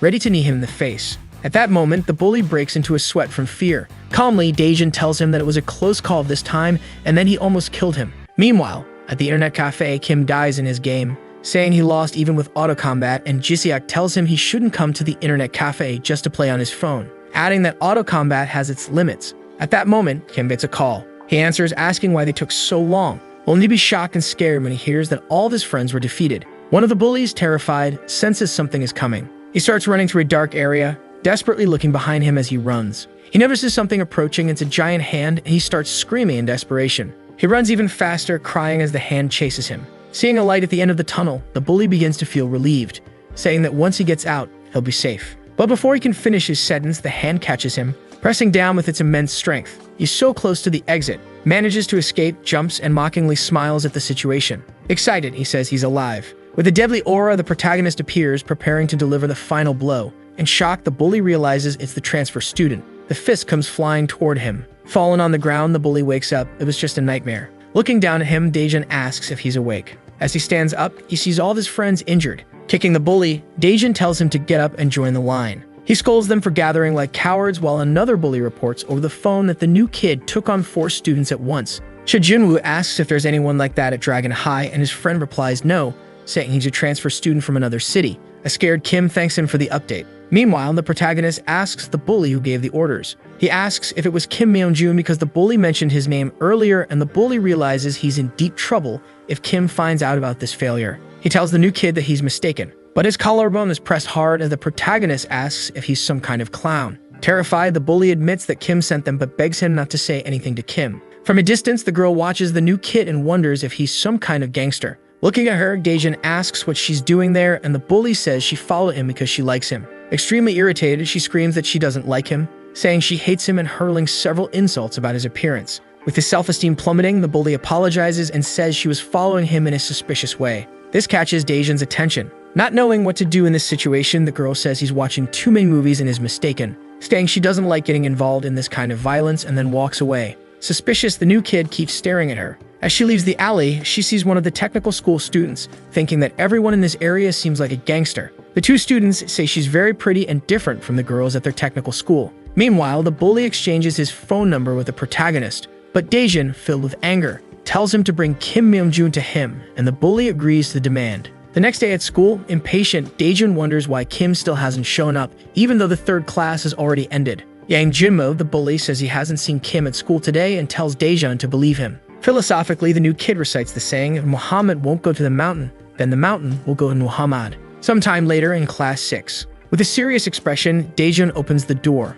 The bully Yang is surprised to see the new kid in his classroom. Daejun asks who Kim Myeonjun is, and the bully pretends not to know. Pressing his collarbone again, Yang realizes it's Daejun and that he didn't recognize him because of the glasses. Everyone is watching this scene, not knowing what to do. Suddenly, a girl enters the classroom, asking why the new kid is doing this in another classroom and why Yang Jimo is just letting it happen, telling him not to embarrass himself. At that moment, she grabs the protagonist by his jacket, realizing he's the transfer student, and asks why he's doing this. He asks why she's pulling him out of nowhere, and she responds with a hard slap straight to his face, knocking his glasses to the ground. The girl then tells him to speak politely, saying he must not know who she is. Surprised, he admits that he doesn't and asks what she's going to do if the glasses were broken. Ignoring him, she says he has no idea since he's new and asks if he knows Bak Soo-hyuk, the leader of the 3rd-year students at Dragon High. Unfazed, the new kid says he doesn't know him. Totally infatuated, she says Bak Soo-hyuk is her appa, and in her thoughts, she thinks about how good-looking Daejun is without glasses. The protagonist, however, asks what any of that has to do with him. Noticing another student approaching, this student kicks Yang in the stomach, leaving the new kid surprised. He grabs the bully by the hair, delivering a palm strike, then preparing to hit him again with even more force, making the bully spit. Curious, Daejun wonders what's going on. In immense pain, Yang mutters the name Kim Myeonjun. At that moment, the new kid realizes it's Kim Myeonjun and asks if it's really him. Kim replies, confirming that it's him and that he heard the transfer student was looking for him. Daejun responds, saying he was indeed looking for him as well. At that moment, all the students are terrified, making the new kid realize he's being watched by the entire class. He remembers when his mission chief told him he could do whatever he wanted. With a mocking tone, Kim says there's no reason for Daejeon to be looking for him and asks what he wants. Daejeon begins to say what he wants and quickly moves to throw a punch, startling Kim with the speed of his movement. But suddenly, the punch is blocked. The one who blocks it is Jiseok, who steps into the fight, asking the protagonist why he started a fight out of nowhere. Confused, Daejeon asks who he is. Jiseok introduces himself as Yoo Jiseok from Class 5, and despite this being an issue from another class, he says things shouldn't be solved recklessly. Jiseok then tries to take Daejeon down to the ground, but he hears a cracking sound and is shocked, realizing his arm is locked in place. Trembling, he understands that he can't knock the new kid down or even move him an inch. Mockingly, Daejeon compliments Jiseok's waist strength, asking if he's really trying to bring him down. Yoo retracts his arm and changes the subject, saying that no matter how chaotic the school is, Daejeon should know what's going on. Kim hugs Yang, saying maybe this happened because of the confusion from the previous day. Quickly shifting his demeanor, Kim grabs the bully by the hair again, telling him he needs to explain himself. Sweating profusely, Yang begins to speak, but he's interrupted by a left hook straight to his face, leaving Daejeon surprised by Kim's action. Kicking the bully, Kim says this whole situation is making him feel like trash. Defending himself, Yang keeps apologizing for everything. Extremely irritated, Kim asks if Yang's head is empty, and if it was really so hard to just follow orders. The protagonist watches silently. After beating the bully, the leader of Class 6 admits he failed to manage the situation. Looking back, he asks why the new kid is doing this without evidence, and despite not being at fault, says he feels like trash. Diverting his gaze, Daejeon starts to present his evidence, but he realizes he has none. Frustrated, Kim tells the bully to stop pretending to suffer, and Jiseok tells him to calm down. Jiseok then tells the new kid that he made a false accusation, and since they don't care about the agreements between classes, neither should he. The bell begins to ring. Thinking it over, the protagonist acknowledges that there's nothing more he can do right now, so he says he's leaving. Proud, Kim says Jiseok handled the situation well, and Jiseok admits he was a bit nervous. He comments that the new kid is indeed strong and that it's better not to fight him. Holding his phone, Kim says there's only one way to deal with this. Sometime later in Class 1, the teacher is giving a lesson. Daejeon is deep in thought, telling himself that he knows Kim is guilty, but his authority was stolen from him in that moment without him realizing it. He remembers when Kim hit Yang Jinmo and how Jiseok defended his friend. He knows that if he gets someone who doesn't care about the school's ranking system, he'll be seen as the bad guy, and since the only victim was a bully, it makes any investigation as the leader of the bullies much harder. At that moment, the teacher says that in wars, having a justification is essential. Paying attention, Daejeon fixes the idea of using justification in his mind, understanding that he needs a reason to take action. Meanwhile, behind the school, 5 students are being beaten up. Yang is hit last, receiving 2 slaps instead of 1 like the others. Irritated, Kim curses them, asking how they couldn't take down a single guy. The bully Yang thinks that even Kim isn't confident in fighting alone and starts to say that the transfer student isn't normal. Answering a phone call, Kim tells the bully to be quiet. It's Aijung on the other end, sitting on top of someone. These people didn't collect the money they were supposed to, and Aijung says he needs to take a call. He asks Kim what happened yesterday. Kim says they need to gather Jinwoo and the rest of the group because he tried to handle it and failed. He says that after they leave the new kid nearly dead, they'll finish the job. Curious, the bully from the technical school asks if he's strong and mentions having a lot of people to outnumber him. Jinwoo steps in, wanting to say something. Listening carefully, Kim asks who he's talking about, wondering who the girl from yesterday was, and asks Yang who they're referring to. The bully wonders why they're talking about her since she has no relation to this fight. Yang asks why, and Jinwoo replies saying he's going to hit her, mentioning that she's his type, and with a creepy grin says he'll have some fun with her. Kim says he'll take her along too, and bids goodbye while Yang is left confused as to why she's being involved. At that moment, the leader asks if the bully heard him, making Yang realize they really want to bring her into this. He blames himself and wonders what he should do. Frightened, Yang thinks they should wait, recalling that according to school rules, you can only take over a classroom by fighting the leader of that class, and thus they can't mess with students from other classrooms. He thinks that since the girl is from Class 9 and the leader of that class, Lee Sung-hoon, is responsible for it, he won't stay quiet. Kim responds that it doesn't matter because girls don't pay protection money. Recalling when he met Lee Sung-hoon, Kim says he can take over Class 9 afterward, concluding that Yang shouldn't worry about it and just focus on bringing the 2 students he asked for. Meanwhile, in Class 1, kneeling on the ground, the bully apologizes, saying this kind of thing will never happen again. The blonde mentions the rumor that the new kid defeated 4 bullies and Minho is impressed, while Hojong says the kid is already a legend. Then the blonde says he wants to be good friends with the transfer student, and Hojong replies that they hardly even interact with him. With his feet on the bully, Daejeon questions if it's really his fault while the bully continues apologizing. Remembering how he was beaten, the protagonist concludes that this bully seems more like a pitiful guy. Telling the bully to apologize to the girl from yesterday, Yang, embarrassed, says yes and offers to buy him tteokbokki as an apology. Surprised, the new kid wonders if he should accept. thinking about how he feels sorry for this bully. In the end, he accepts and thanks him for the offer since the bully is paying. Meanwhile, in Class 9, Jian asks if he's going to buy teppanyaki for her as an apology, and he says yes. Being cautious, he assures her that he has no ulterior motives and just wants to apologize. He mentions that Daejun is coming too, and Era immediately chimes in, thrilled about it, telling him to hurry up and go. Yang says he didn't invite Era. Her friend says no, as it would be awkward, and that it's just the two of them going to eat. Era starts begging because this might be her only chance to go out with a new student. Yang, giving in, says Era can come too since he'll pay for both of them and calls it a double date, but immediately regrets saying that. Reluctantly, Jian accepts the invitation but admits it's a terrible idea. Surprised, the bully says they'll meet after school. As he walks away, Yang starts questioning what he just did, thinking he really thought they'd just go out to eat, and now he can't believe he involved the girl in this fight.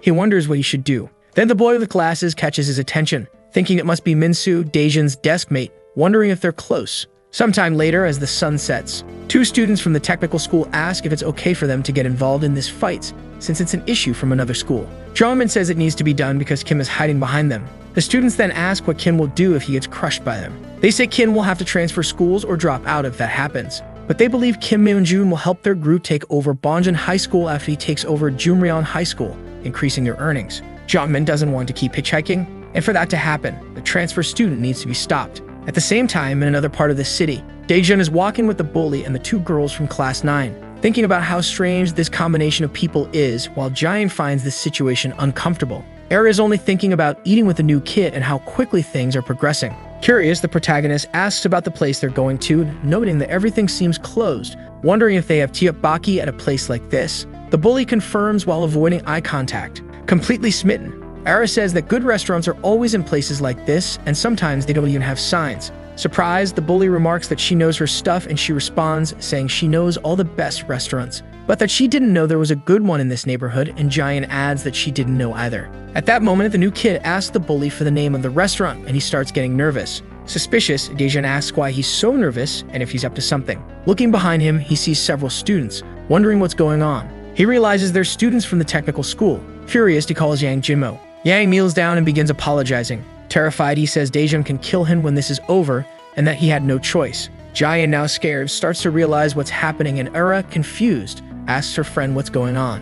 Angry, Jian calls Yang trash, and he, still kneeling, says he didn't want to drag her into this. In shock, Jian says he should have at least left Era out of the situation. Then the thug from the technical school calls the girl hot and says she looks even more beautiful when she's angry. Another bully asks Yang if he's not afraid of Kim for kneeling to the enemy. Walking toward them, he asks why the bully is kneeling. At that moment, the new kid calls out to Yang. With a murderous glare, he tells Yang he'll kill him later, leaving the bully utterly terrified. One of the technical school students asks if that's the guy who defeated 4 students at once, and his friend replies that the 4 who lost must be idiots, saying Daejun looks pretty weak. Jinwoo says the new kid is probably bringing his school down, but they shouldn't let their guard down, because he and Jongmin have already seen Daejun's true strength. Then one of the students crosses his arms, wondering if Daejun is as strong as they say. This is Min Byung-won from the technical school, and he asks to attack first, saying he wants to find out just how strong the boss of Jumryeon High is. The bully boasts that he's ranked in the top 10 among the first-year students at Bonjin Technical School. As he gives his speech, Daejun wonders where he's looking. Irritated, the bully calls Daejun a pitiful weakling. Daejun says he's looking right at him. Min responds, saying he's not sure if Daejun's really looking at him, but if he's going to fight, he should hurry up. Acting strange, the bully claims he has a unique secret ability and has developed a vision that transcends that of normal people. Running toward the transfer student, he says no one has survived after looking into his eyes. His friend laughs, saying if that were true, they'd all be dead, and that Min is bluffing, but his words are somewhat believable. He then remembers when he faced Min in the past and how it was difficult because of his eyes. You need to look into your opponent's eyes to respond to their attacks, and because of this, it was hard to dodge Min's strikes. Even though he beat Min with his wrestling skills, he doesn't know how the new kid will handle it, but he knows it won't be easy. However, contrary to Min's boasting, Daejun already has him in an arm lock. Shocked, Min asks what happened, saying the chokehold is perfectly locked in. Because of that, he doesn't even know if his friend is conscious or not. Frustrated for not even being able to tell that, since Min's eyes always look the same, Daejun looks at the situation and tells Min to tap out. But the chokehold continues, turning Min's face red, while the protagonist shows no reaction. This makes Jongmin start to worry. All the bullies are left in shock. Dropping Min to the ground, Daejun asks why. He asks if they really thought he'd let go of their friend just because they asked. He questions if they came here with the intention to kill, since they dragged innocent people into the situation, and because of that, he's going to fight with the same determination to kill. One of the students says Daejeon still doesn't get what's happening, and that defeating one of them doesn't mean anything because there are still 9 more.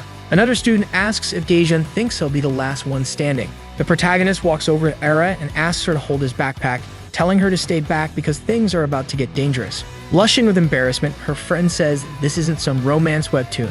Walking toward the bullies, Daejeon stretches and tells them to come at him all at once. The students plan to surround the new kid and attack him with 5 people first, and if he falls, they'll all stomp on him. So they begin walking to set up the formation, surrounding Daejeon with 5 people.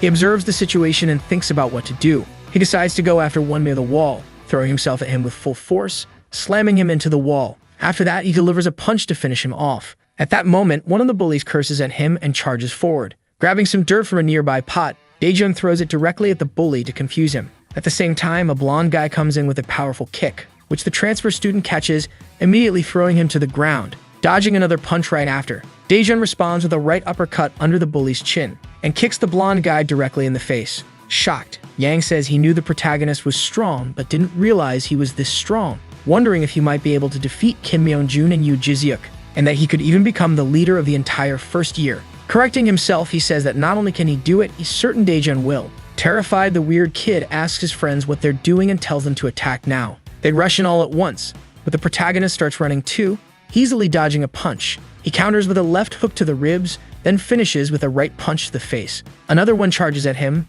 but gets kicked before even getting close. Spitting out saliva from the stomach blow, he receives another kick directly to the neck, collapsing to the ground. Now only the 2 main bullies remain. Sweating, Daejeon says 7 at once is a bit tough, and now there are just 2 left. Jinwoo, laughing nervously, says he can only laugh and that Daejeon isn't human. Watching the fight, Jongmin notes that Daejeon must have dealt with situations like this before, since when 2 bullies rushed at him, he forced them into a straight line, meaning they weren't able to surround him. This made it so the person behind was blocked by the person in front, preventing them from attacking at the same time, forcing a one-on-one scenario. Admitting that the new kid is strong, Jongmin is impressed. At that moment, more people arrive. Worried, the protagonist watches as the group approaches. Jongmin says he really needs to buy a motorcycle soon. One of the bullies arrives, surprised to see that all the others have already been beaten, but is happy to have brought a bat, saying his dream is to beat people with a bat. At this point, Jongmin acknowledges the new kid's strength, but says that even though he's done well, his fate is to die today. Uncertain about what to do, Daejeon scratches his head while assessing the situation, and Jongmin asks if he really thinks he can handle this alone. Someone arrives asking if Daejeon is really alone. Everyone turns to see who it is. It's Minsu, the protagonist's friend, and Daejeon asks what he's doing there. More people follow behind Minsu, leaving the new kid surprised. Suddenly, along with Minsu, the blonde Hojong and Minho arrive to help. Minho says he came to help the leader of Class 1, also admitting that while he's annoyed Daejeon took his place as leader, he couldn't just ignore what was happening. Surprised, the new kid asks how they knew they were there. Minsu says it's because of Yang, who immediately tells him to keep quiet. Jongmin, realizing he was tricked, gets irritated. Yang says he was talking to himself when the bully overheard, saying he has good ears.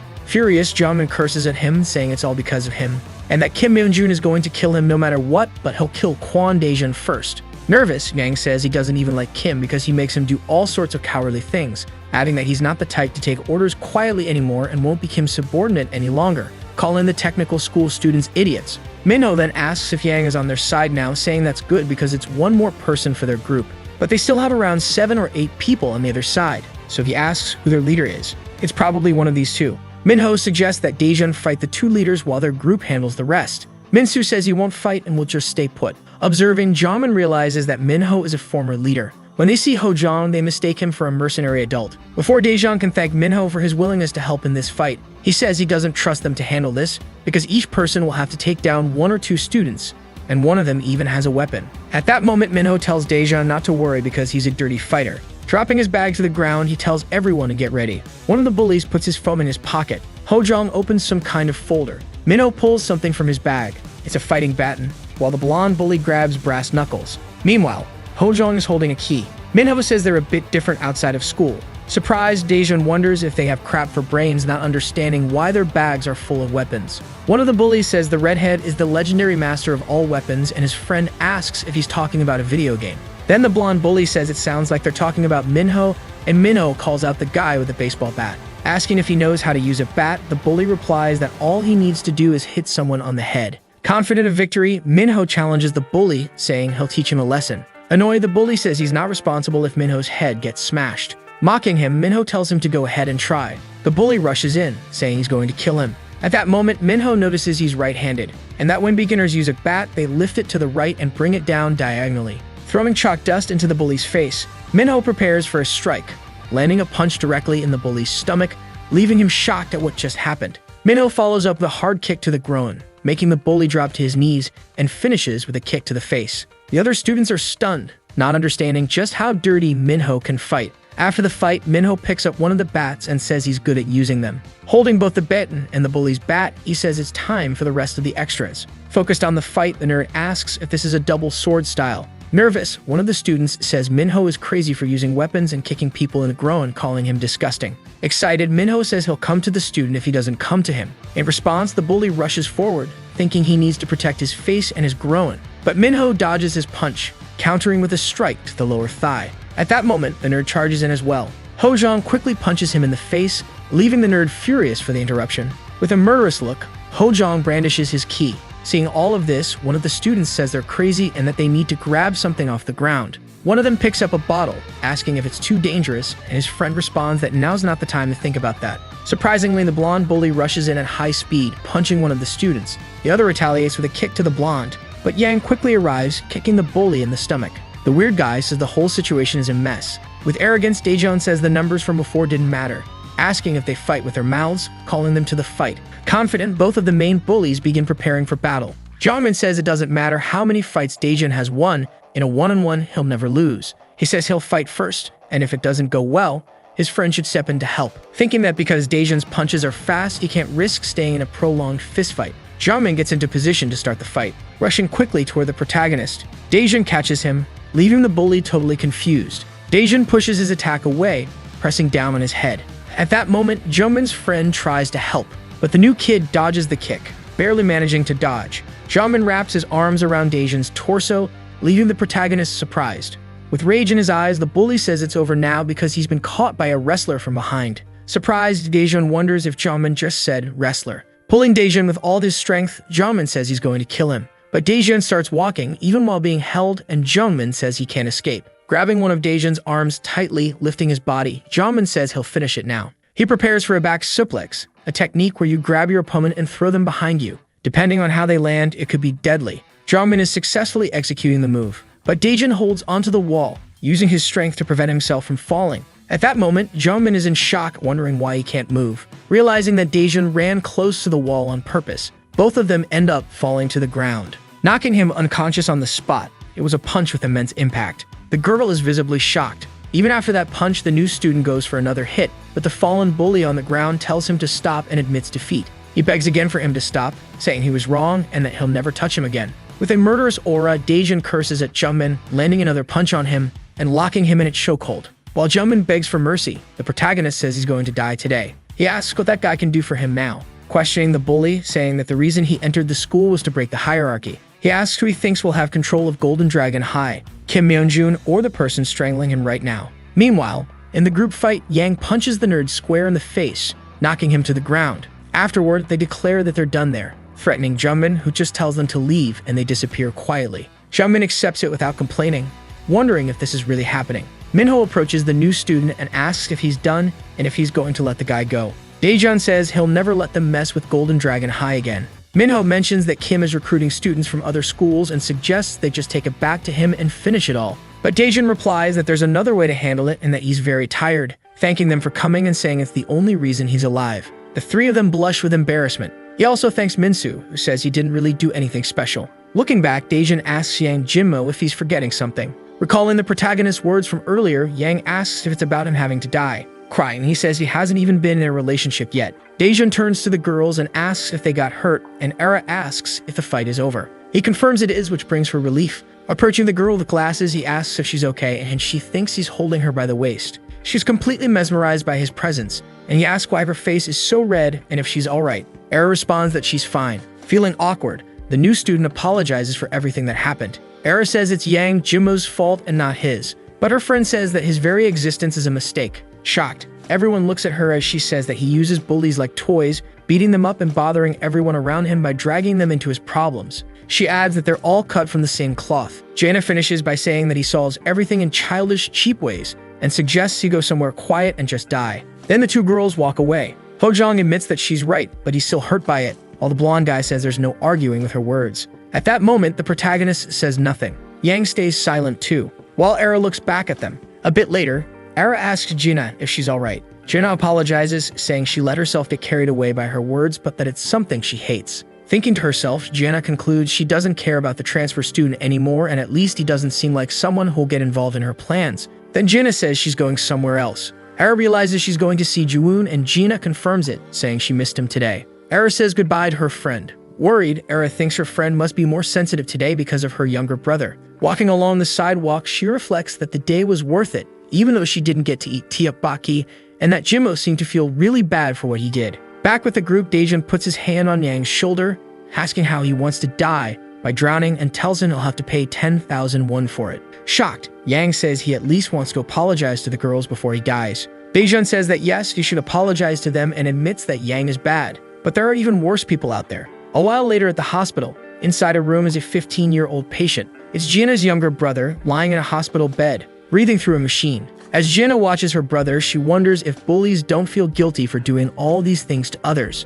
She thinks that nothing justifies it, as they beat each other up for fun. She asks herself if they think this is all a game. Then it cuts to Kim complaining about dying in his mobile game. Saying that he died again in auto combat, he questions why that feature even exists if he keeps losing like this. He declares that he's going to uninstall this terrible game. Then he notices something approaching. It's Yang Jimmo and some of his classmates. Kim asks where Jungmin went and where he came from, telling him to take his hands out of his pockets. Meanwhile, Jina reflects on whether everyone is doing the same thing in the same way, wondering if they don't realize that this isn't a game. Yang starts walking toward Kim, staring him down, causing Kim to get angry. He clenches his fists in front of him, and Kim notices something happening. Quickly dodging Yang's punch, moving sideways, he calls Yang a bastard. Then he punches Yang in the ribs. At that moment, another student charges at Kim too, throwing a flying kick that Kim also dodges. Another student suddenly appears and lands a punch on Kim's face. One of the other students shows up, kicking Kim under the chin. Yang punches the leader of Class 6 in the face as well. All bruised and battered, Kim thinks about how terrible this group is.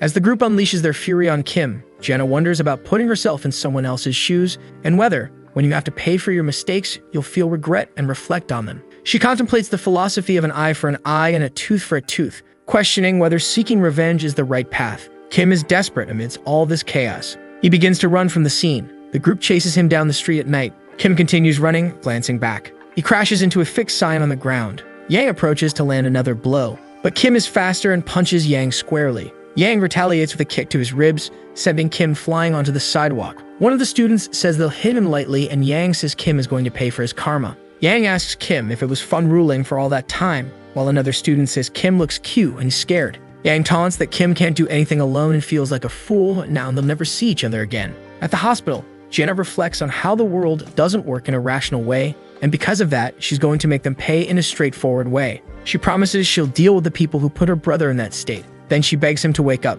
The next day at school, the student tells another that he heard Kim got beaten up by Yang the day before. Showing a video of their fight, a hand appears at the door. It's the high and mighty group of Yang. Another student asks what happened afterward, and someone wonders if the boss has changed. Resting his feet on the desk, Yang Jinmo has become the new boss and asks if Kim Myeonjun didn't show up today. A lackey asked about deliveries and if they should continue doing them the usual way. Yang asks his friend what they should do, and he responds by suggesting they have a race and pick the fastest one to be the new delivery guy. Someone walks into the room with their hands in their pockets, catching Yang's attention. It's Daejun from Class 1. He pulls his hand out of his pocket, acting a little shy, and asks what brings him to his classroom. At that moment, the new student congratulates Yang on becoming the new boss and says he must be having a lot of fun. A little nervous, Yang thanks him but admits he's not really enjoying it. Interrupting him, Daejun tells Yang to decide if he's going to fight him as the boss or if he's just going to take a beating and get it over with. Yang asks Daejun to hit him gently. Daejun says it'll be gentle, then gets ready to punch him.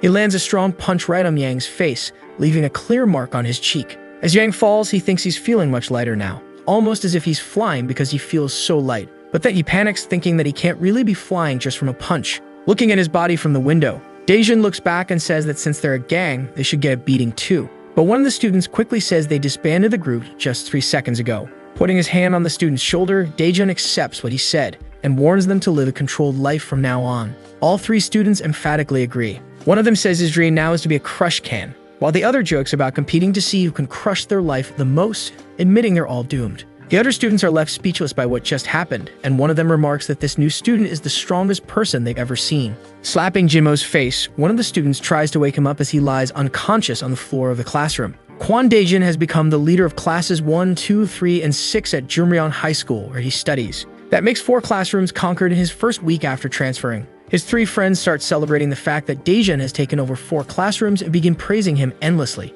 Annoying, the protagonist smacks all 3 of them in the face with a book and tells them to stop making noise. Hojong comments that it's nothing compared to the first time Daejin hit him and invites him to the internet cafe since he recently hit gold rank in ** League of Legends **. Adjusting his glasses, Daejin calls them annoying and asks if they should go together. They cheer and Minho says he's still bronze, but Hojong tells him to stay quiet. A girl pulls the blonde's shirt, saying she plays * League of Legends *, but the blonde doesn't believe her and asks what her rank is. When she can't answer, the blonde accuses her of lying just to hang out with Daejin. She punches him square in the face, saying she can play * Cartrider * with them instead. She then starts kicking the blonde while Daejin continues studying. At the same time, in Class 5, Jiseok is trying to get in touch with someone. His friend asks if Kim is thinking of dropping out of school. At that moment, Jiseok says that maybe Kim won't come to school anymore. Clearly interested, the girl says the new student is both handsome and good at fighting. She asks what Jiseok plans to do now and if he isn't confident enough on his own.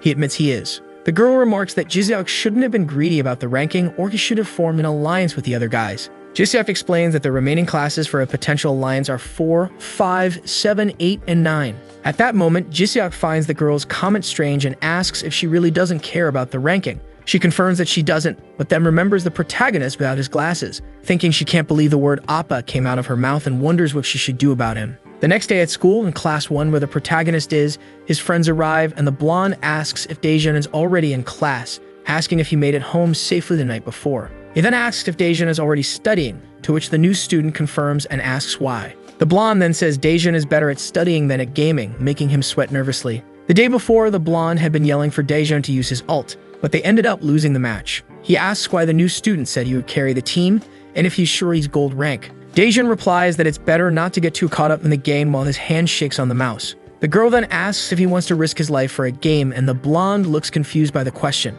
She tells Daejin not to pay attention to him, saying that in the end, these boys who risk their lives gaming don't know much, and Daejin thanks her. Playing another game, she asks what he's doing blocking the track. Slamming her hands on the table, someone approaches the students, catching the girl's attention and pointing to a sign that says it's forbidden to rage, saying they're all kicked out. Feigning a cough, Daejin says that if they had been kicked out, he would have shown his real skills since it's been a while since he warmed up his fingers. He stands up, saying he needs to go to another class, and his friends ask why. Removing his glasses, he says it's nothing special, just something he needs to take care of. As he walks, he reflects that the project he's involved in isn't simply about beating up troublemakers, and that the ultimate goal is to reform the school's image. Arriving at Kim's class, he asks about him. When he gets there, one of the students asks what he's doing in this classroom, mentioning that they're living a quiet life. At that moment, Daejin asks about the boy's hand. The boy says not to worry, as his hands have healed enough that he can wiggle his fingers. At that moment, the new student strikes between the boy's hands. The student flinches, and the protagonist reminds him that he should have stayed quiet. As Daejin leaves, he tells the boy to live that way now, and if he complains, he'll lose his hand. Now he's in Class 3, keeping the troublemakers under control so they don't get out of hand. When he arrives, he notices that Shim Sangbo's gang never shows up at school, and that the class is much better now. At that moment, he thinks the next stop is Class 6. In Classroom 6 at the school, we see several students chatting and causing a ruckus. Suddenly, someone slams their hand on the desk with force. Yang says it's way too noisy, and tells everyone to quiet down and study. One of the students can't believe Yang is about to start studying and asks if he hit his head. In his thoughts, Yang knows that Gina is the top student in the school, and to be worthy of her, he needs to be as well. Then, a girl calls out to him. It's the queen, Bak Suzy, who tells him to study quietly. Embarrassed, he apologizes. His friend asks why he's being so bold and says that no matter what they do, they will have to live a controlled life. Bak Suzy is getting stressed out, and she recalls her previous encounter with the protagonist. She then calls Yang, telling him to come quickly. Yang quickly stands up, apologizing. Suzy asks if he remembers that day, and Yang asks which day. She reminds him and asks if he knows she didn't call Daejin Appa. Yang says he's aware. While she explains, Yang is focused on studying. She calls him again, asking if he's paying attention to what she's saying, and he responds that he's listening carefully. Annoyed, Suzy says she'll let go this time, and someone asks where Yang Jinmo is. It's the protagonist calling for him. At that moment, Suzy feels insecure and embarrassed. From a distance, she sees Daejeon explaining some things to Yang. Then the protagonist bids him goodbye. Returning to the conversation, Yang apologizes and says that he serves Daejeon now. He asks what Suzy was saying, and she orders him to take off his glasses. Obediently, he removes his glasses. Furious, Suzy starts hitting him with a hairbrush. Once again, he apologizes for leaving her talking to herself. After hitting him, she realizes she's sweating and says that because of him, her makeup is melting, so she can't hit him anymore. Yang asks if she's forgiving him, and she calls over some students. The three immediately obey her. She orders them to step on Yang Minmo. They grab him by the head, apologizing while stepping on him. As she reapplies her makeup, Suzy wonders what to do about Kwon Daejeon and how he dares to act like a leader in her presence. She tells them to stop and asks them to go to classroom 5 to call Jiseok. Arriving in the classroom, Jiseok asks why he's been summoned and says he's surprised Yang isn't dead. Suzy replies that his crime irritated her. She then asks if he remembers what she said that day. Jiseok asks if she's talking about the alliance and says he thought about it too. He asks why she wants to do it, and she replies that it's to make Daejeon suffer. Jiseok says that if that's her goal, she could tell her *Appa*, but Suzy says she can't do that, because if she did, Daejeon might actually end up dead, and that's too much for her. She imagines herself on a throne as a queen, using Daejeon as a footstool while he thanks her for the honor. Irritated, she says he should refer to her as Lady Suzy. Jiseok is shocked by this, and Suzy says she just wants to see him crawl back to her and asks for his help. At this moment, Jiseok thinks about all the leaders of classrooms 4, 7, 8, and 9 and how he has a loose alliance with most of them. Realizing there's no other way, he understands that forming an alliance isn't enough. He needs to ensure Kwon Daejeon gets expelled from school. At a golf sports center, an adult man is practicing golf in an indoor setting. His colleague remarks that President Kim's posture is perfect as always and asks how the ball's trajectory can be so flawless. He jokingly asks if Kim is planning to debut as a golf clothing model. And at that moment, the president tells CEO Lee that he's teasing him for being too old for that. The president asks if the boy next to Lee is a new recruit, and Lee confirms, saying the newbie is very sharp. Lee adds that he looks like a model and is talented too. Then, Director Lee enters the conversation, saying she's there to give a detailed report on the project's progress. The president starts reading the report and comments that it's interesting, concluding that Kwon Daejeon is really incredible. He asks Director Lee to schedule a drink with the principal of Bong High School as a favor, and she asks if it'll be at the usual place. He responds, where else would it be, which irritates her. Continuing his golf game, the president tells her to let Daejeon know to keep up the effort because after this, he'll handle everything. The director acknowledges and is dismissed. Her colleague comments that it seems like he's been enjoying himself a lot lately. He responds that he's bored and they need to do something together. Later, in the late afternoon during sunset, there is a business establishment. Inside, a meeting of several class leaders is taking place. Yoo Ji-seok, the leader of Class 5, asks if everyone is present. Kwak Do-shik, leader of Class 8, asks if they really need to take attendance since there are only 5 of them there. Hu Sung-hwa, leader of Class 7, says he doesn't feel comfortable being around all of them like this. Park Do-jin, leader of Class 4, is watching the video where Kim is getting beaten up. Lee Sung-hoon, leader of Class 9, asks if the meeting is about the new student, and if he wants to know the leader's opinions about what's been going on. Jiseok confirms that's exactly it, and also wants to hear their thoughts on forming an alliance. Sung-hwa says he's not fond of the idea, and that the reason is he's not interested in rankings, but even so, he has no intention of losing to anyone. At that moment, the leader of Class 8 says they aren't on good enough terms to form an alliance, and that he doesn't even know why they're doing this. He asks if he was afraid of the new student, probably because his friend Kim lost his position. Annoyed, Jiseok says he'll hold back his anger this time, but tells him to be careful with his words. Provoking him further, the leader of Class 8 asks what Jiseok is going to do if he doesn't hold back his anger. Gu Sung-hwa suggests they settle it right now since they've been at odds for a while. Park Do-jin bets 50 on Kwak, and the leader of Class 7 says it's not a bad idea. Irritated, Yu says he thought they could come to an understanding here and asks them to stop with the useless talk. The leader of Class 9 agrees. Kwak asks if he agrees with forming an alliance and questions what he plans to do after it's formed. Lee Sung-hoon says they should first listen to what Yu has to say, since he's the one who called the meeting. Surprised, Yu hadn't expected Lee to agree, knowing rumors about this leader, but never having met him in person. From what he knows, Lee is the leader of the nerds and is considered the weakest, so he thought an alliance might benefit him. Frustrated, Kwak asks why Yu isn't speaking yet. Yu begins to explain that the new student, Kwon Daejeon, has been taking control of other classes at an alarming rate, and they need to do something about it because the situation is becoming tense. Then Sung-hwa, the leader of Class 7, says it's pathetic, and that it's natural for the strongest man to rise to the top. Standing up, he says he's leaving and that this is a waste of his time. One of the leaders is checking the Bitcoin chart during this and asks who will be the boss and how the money will work. Park says he doesn't want to share the money and leaves as well. Stretching, Kwak says he's going too and that this was a waste of time. He adds that you should have thought things through before coming up with this idea.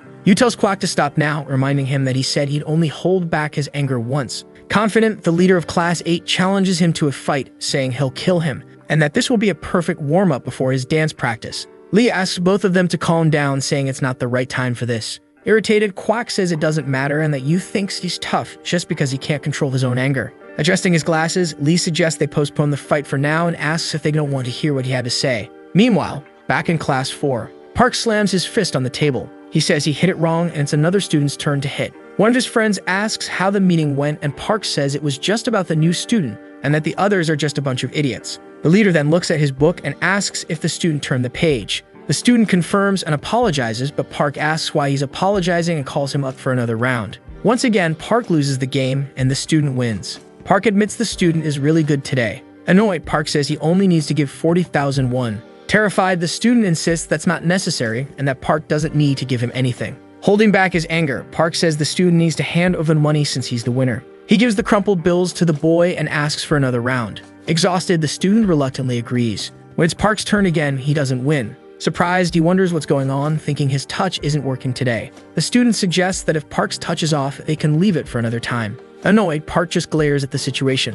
Suddenly, he slaps the student across the face with his glove, sending him crashing to the floor. Another student, shocked, asks why Park suddenly slapped him out of nowhere. Park responds that his touch wasn't working before, but now it is. He orders the boy to get up quickly and sit back in the chair before he loses his touch again. In pain, the student agrees and goes to sit, while Park tells him to stop crying. Threatening him, Park says he's going to hit him again. Terrified, the boy instinctively covers his face with his hands. Laughing, Park teases him, saying he's scared, and his friend comments that it's cute. Changing the mood, Park demands to know why the boy still hasn't sat down yet. The student then simply accepts the orders because he's already been beaten enough. His hand is trembling, eager to start this game already. With a murderous glare, the bully becomes very irritated seeing the student's hand shaking so much over a simple coin game. Feeling scared, the student calls out to Park, asking if he can back out of this. Unsettled by the question, the bully merely asks if he's really going to quit, while the student apologizes and says he'll bring more money for the next round. Laughing at the situation, the bully says he'll take all the bet money to let the student back out.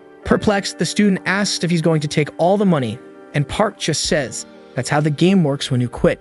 Quickly, he grabs all the boy's money before he can react. Trying to manipulate the situation, he says the student is clueless and that they'll play again tomorrow since he's being kind, as long as the student brings money. As he leaves the room, his friend asks Park to buy some food for him, but the bully says he's going to invest the money. His friend just says he'll probably use it to buy the bet. Nearly crying, the deceived student curses Park in his mind, calling him trash for already having taken $500. Grabbing his phone, he starts planning how to get revenge somehow. Sometime later in room 5, Susie, with her arms crossed, calls out to Jizyuk, saying she heard he and the bullies met up the day before. He and Junna greet her. Cutting straight to the point, she asks the girl to leave for a moment to talk to Jizyuk alone. Feigning friendliness, the girl says they can chat freely. As she leaves, she curses Susie in her mind, wondering who she thinks she is to try and boss others around. Buck confronts Yu, asking if he's going to keep laughing with other girls, and he says he hasn't done anything. Getting straight to the point, he says there won't be an alliance for a while, and that they decided to just observe. Confused, she asks what he's talking about. Returning to yesterday's meeting, the leader of Class 9 says the day to collect the money is coming soon, and that's the reason anyone aims for class leadership. Because Jumryong's gang collects the money in a completely different amount, and inevitably the strongest people gather around them. He concludes by saying that the two may have different motivations, but the motivations of Gu Sumway and Park Dojin are clear and straightforward. They're both greedy for money, and even though they may not seem to care about the ranking, they could act before the money collection. Smiling, he also says they need to figure out the intentions of the transfer student and that there will certainly be conflict before the collection happens, so they should just watch and act afterward. Back to the present, Jiseok says that Class 9's leader, Lee Sung-hoon, ended up becoming the Alliance leader. That's good because he can get rid of the boy at any moment. Arms crossed, his friend questions him, saying in the end Jiseok is just going to do nothing, calling him a pathetic loser. Biting her nails, she says there's no other way and she'll have to do it herself. Sometime later, at dusk in a playground in the city, a blonde delivery driver appears, riding his bike with a box strapped to the back. He's chatting with Park Dojin's group, telling Park he heard his crypto tanked completely in the market.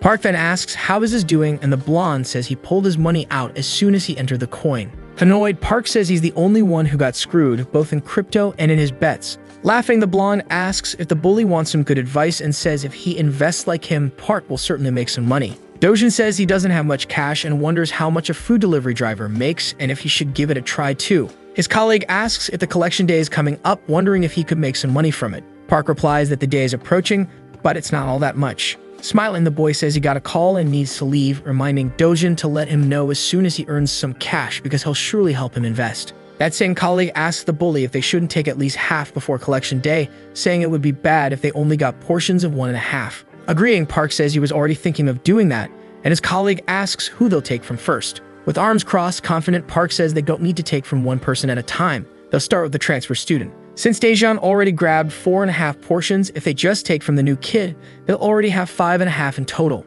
His friend Happy says he just had a genius idea and that they should place bets to see who wins the fight between Park and the new guy. Another member of the group says the idea is interesting and asks if he can bet on the transfer student. Dojin asks if he's the underdog, and that if his friend bets on the underdog and he wins, he'll make a lot of money. Standing up, Park says he suddenly feels like training and is going to do some pull-ups. From a distance, we see 2 men watching the bully leave, and one of them asks if that's Park Dojin. There are 3 men in total, and the one in the middle confirms it's him. When Park and his friends arrive, they bow and call the men veterans. Dojin asks one of the veterans if he's doing well, as he heard the man join a gang after dropping out of school. Crossing his arms, the veteran confirms it but says things are a bit strange now. This catches Park's attention, and he asks what he means. The veteran says his client's target is the freshman, and standing beside him is the terrified student asking Park what he plans to do. Annoyed, the bully asks what student Kim Do-yeon is doing there. Sweating cold, Do-yeon tries to explain but can't say anything. Trying to calm him down, the veteran asks what he's afraid of and tells him to relax. He adds that he's not an amateur, doesn't mix business with personal life, and that since Do-yeon is his junior, he'll just give him a good lesson and the student should have the money ready. Understanding the situation, Park asks if they're taking money from others to beat up their bullies. Mocking the situation, the veteran simply says it's a new business and that he has nothing against the freshman, so there's no need to be mad. Park starts laughing, which leaves the veteran extremely confused as he stares at him. While laughing, Dojin says it's funny, and that the veteran is acting cocky just because he joined a gang, with his friends in the background growing worried about their leader's actions. Irritating the veteran, Park continues, saying that all he does is mess with bullies and that's pathetic. Not believing what he's hearing, his friend asks if he's crazy, and Park concludes by saying the veteran isn't even the senior of the room anymore since he dropped out of school. Bothered, the veteran says Park has gotten quite rude since the last time they met. Facing the freshman, he says he doubts Park doesn't know who's standing in front of him and introduces himself as Yuk Ja-hyun from Biomo Construction. Quickly, he moves his hand toward Dojin's face. He says he's disappointed to see someone he knows become so clueless and that he was planning to go easy on the freshman because they know each other. But now he's going to have to teach him a good lesson. Park then senses a punch coming. He gets hit in the face by his veteran. But the veteran is surprised when he realizes it was actually Dojin who threw his face into the punch, questioning why he would do that. With the fist pressed against his cheek, Park says the veteran's punch has gotten softer and asks if he thinks he can teach him something. Then Park lands a direct punch into the veteran's stomach, calling him a pig. The punch is so strong it makes the veteran scream in pain. Laughing sadistically, Park asks if his punches aren't sinking all the way in because the veteran's gotten fatter. Punching him again, Park wonders how deep he has to hit. The bully screams in pain again. With the veteran almost collapsing to the ground, Park asks if he wants to know something. He says that punching a lump of fat is disgusting and that the veteran should exercise a bit because he can't stand hitting his body. It feels too gross. Then he finishes with a direct punch to the veteran's face. The veteran falls to the ground, leaving his colleagues in shock. The student who hired them is now trembling with fear. Park then tells him not to go around acting tough just because he's big, saying it's only because he stuffs his belly, which leaves his friends even more shocked. Completely deranged, Park says it's just a pile of fat and dares him to come at him. Frightened, his friends say he's really crossed the line this time, calling him crazy and asking what's gotten into him. Park doesn't understand what they mean and says they try to kill him for money. At that moment, he says if the student has enough money to feed the 3 little pigs, he must have quite a bit of cash. And if the student has that much money, he should have given it to them, adding that his friends don't need to get involved because all the money is his. The veteran's friends curse Park, saying he's risking his life over a few bucks. Without saying anything, the freshman goes after one of the veterans. He notices Park approaching. Driven by greed, Park punches the veteran in the stomach and agrees he's doing this for the money. Because of the force of the punch, the veteran spits out some saliva. Park then says he'll be fine as long as he has money. At that moment, another veteran arrives, delivering a headbutt. The blow sends Dojin flying, making him stagger. He starts to get up, irritated, gaining momentum with his flip-flops and socks. He charges full speed at the worried veteran, striking him with a knee directly to the face. The impact is so strong that the veteran's face deforms from the blow, while Park Dojin smiles at him. At that moment, another one of his colleagues grabs Park from behind, immobilizing him. One of Park's friends rushes toward him to help, but the leader refuses, saying he doesn't need help. He jumps back with all his strength, leaving the veteran confused. Then Park manages to free himself, delivering a powerful elbow strike under the veteran's chin. After that, he spins 180 degrees and lands a perfect right hook to the bully's face, knocking him out cold on the ground. The student who paid the veterans is in shock from everything happening and can't stop sweating. Pumped with adrenaline, Park looks at the student and tells him to hand over the money unless he wants to die right now. Scared and panicking, the student screams and starts running, asking what Park is doing. Dojin, completely insane, starts chasing after the student and asks if he really thinks he can escape. While running after the student, one of the veterans appears, holding a baseball bat. At that moment, Dojin realizes what's happening and flexes his arms to defend himself from the blow. He feels scared because he didn't expect another reaction. Holding the baseball bat, the veteran curses Park and says he messed with the wrong person. One of Dojin's friends comes up behind the bully, delivering a body blow straight to his spine. Park is pleased with the help and prepares to finish off the veteran for good. The man can't believe this is actually happening to him. Park quickly lands a powerful punch to the older man's cheek with all his strength. The force is so great that it sends the already heavy man flying. Exhausted, Dojin asks where the student who paid the veterans has gone. The boy has simply vanished, and Park comments that he's faster than he thought. With his hand on his head, Park says that if the student doesn't come to school, he won't get anything, and his friend who saved him asks if their leader is okay. That same friend also wonders if they're in trouble now since the three veterans are gangsters. Confident, Park Dojin says those veterans are just pretending to be gangsters and there's no need to worry because his contacts are better. The next day at school, Daejun is walking down the hallway saying there's nothing better than school lunch and that Minsu should enjoy it. At that moment, the blonde shows up and tells Daejun they need to talk, but without Minsu. Annoyed, the protagonist asks what they want and says if it's nothing important, they're both dead. Minho says he needs to talk to the new guy and mentions that he heard he only wanted to study and wasn't interested in the rankings, then asks Daejun if he's actually planning to take over all the first-year classes. Confused, Daejun asks why Minho is asking that. Hojong says everyone's thinking that, and because it's the new guy, it's entirely possible. Putting his hands on Hojong's shoulders, the transfer student asks if he has 2 lives because he said they would die if they brought up something useless. Then Minho grabs the protagonist's wrists and says it's not useless. He says, changing the subject, that Daejun is the leader of the 4 classes and that soon he'll be receiving the operational costs for all 4 groups. He also mentions he doesn't know much about Daejun's situation but assumes he came to the school for the money. Daejun asks Minho what he's talking about and says he has no idea about this operational cost thing, asking if they're talking about the money left over from the class president, which is used to buy snacks for everyone, and wondering if that's what they mean. One of the students who had been a punching bag arrives and says it's not that and calls him knave. This student continues, explaining that on the surface, they call it operational costs, like it's legitimate money, but in reality, it's simply cash collected from other students. Behind the scenes, it's called protection money, and it's used to protect one class from another, and in the end, that money goes into the pockets of the class leaders. After the punching bag explains this, Daejun recalls when one of the bullies told him there are rules in this school and that he didn't seem to know them. With a suspicious look, he wonders if this is the rule that Bully was talking about. The explanation continues. The leaders of each class rank the others, and the ranks are used to establish order.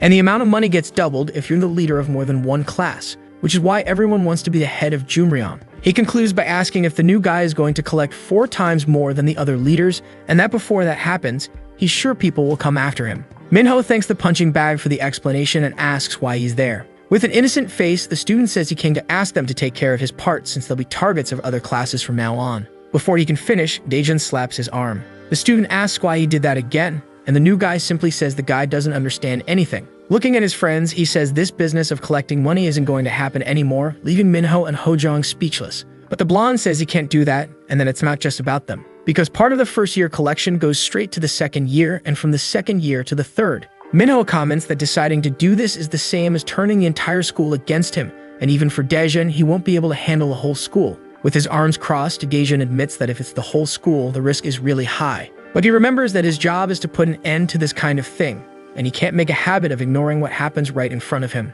Then he says he's leaving first, and at that moment, Jimmo arrives, calling for him, asking Daejun to follow him because someone wants to see him. Annoyed, Daejun questions why everyone is always after him and why he has to keep repeating this cycle. Looking ahead, he tells Jimmo he'll die if he talks about something useless. Sometime later, near the school cafeteria, they walk together, and the protagonist asks if Yang isn't gathering a group to come after him. Yang says no, not even 10 Bongman students could handle him that day, saying it would take at least 100, and at that moment, the new guy spots a girl and asks if she's the one who wanted to see him, and Yang confirms it, saying her name is Bak Suzy. Irritated, Daejun asks if Yang wants to die. At that moment, Suzy looks at the two of them and asks him to let Jimmo go. Staring at her, the new guy doesn't obey, and she repeats for him to let Jinmo go. Crossing her arms, Baek tells him to do it while remaining polite. She then repeats, asking if he didn't hear her, telling him to release Jinmo. Confused, the protagonist doesn't respond while Yang calls Suzy by name. At that moment, the girl says that even though he's done many things that make him deserve a beating, she's the only one who can give that punishment.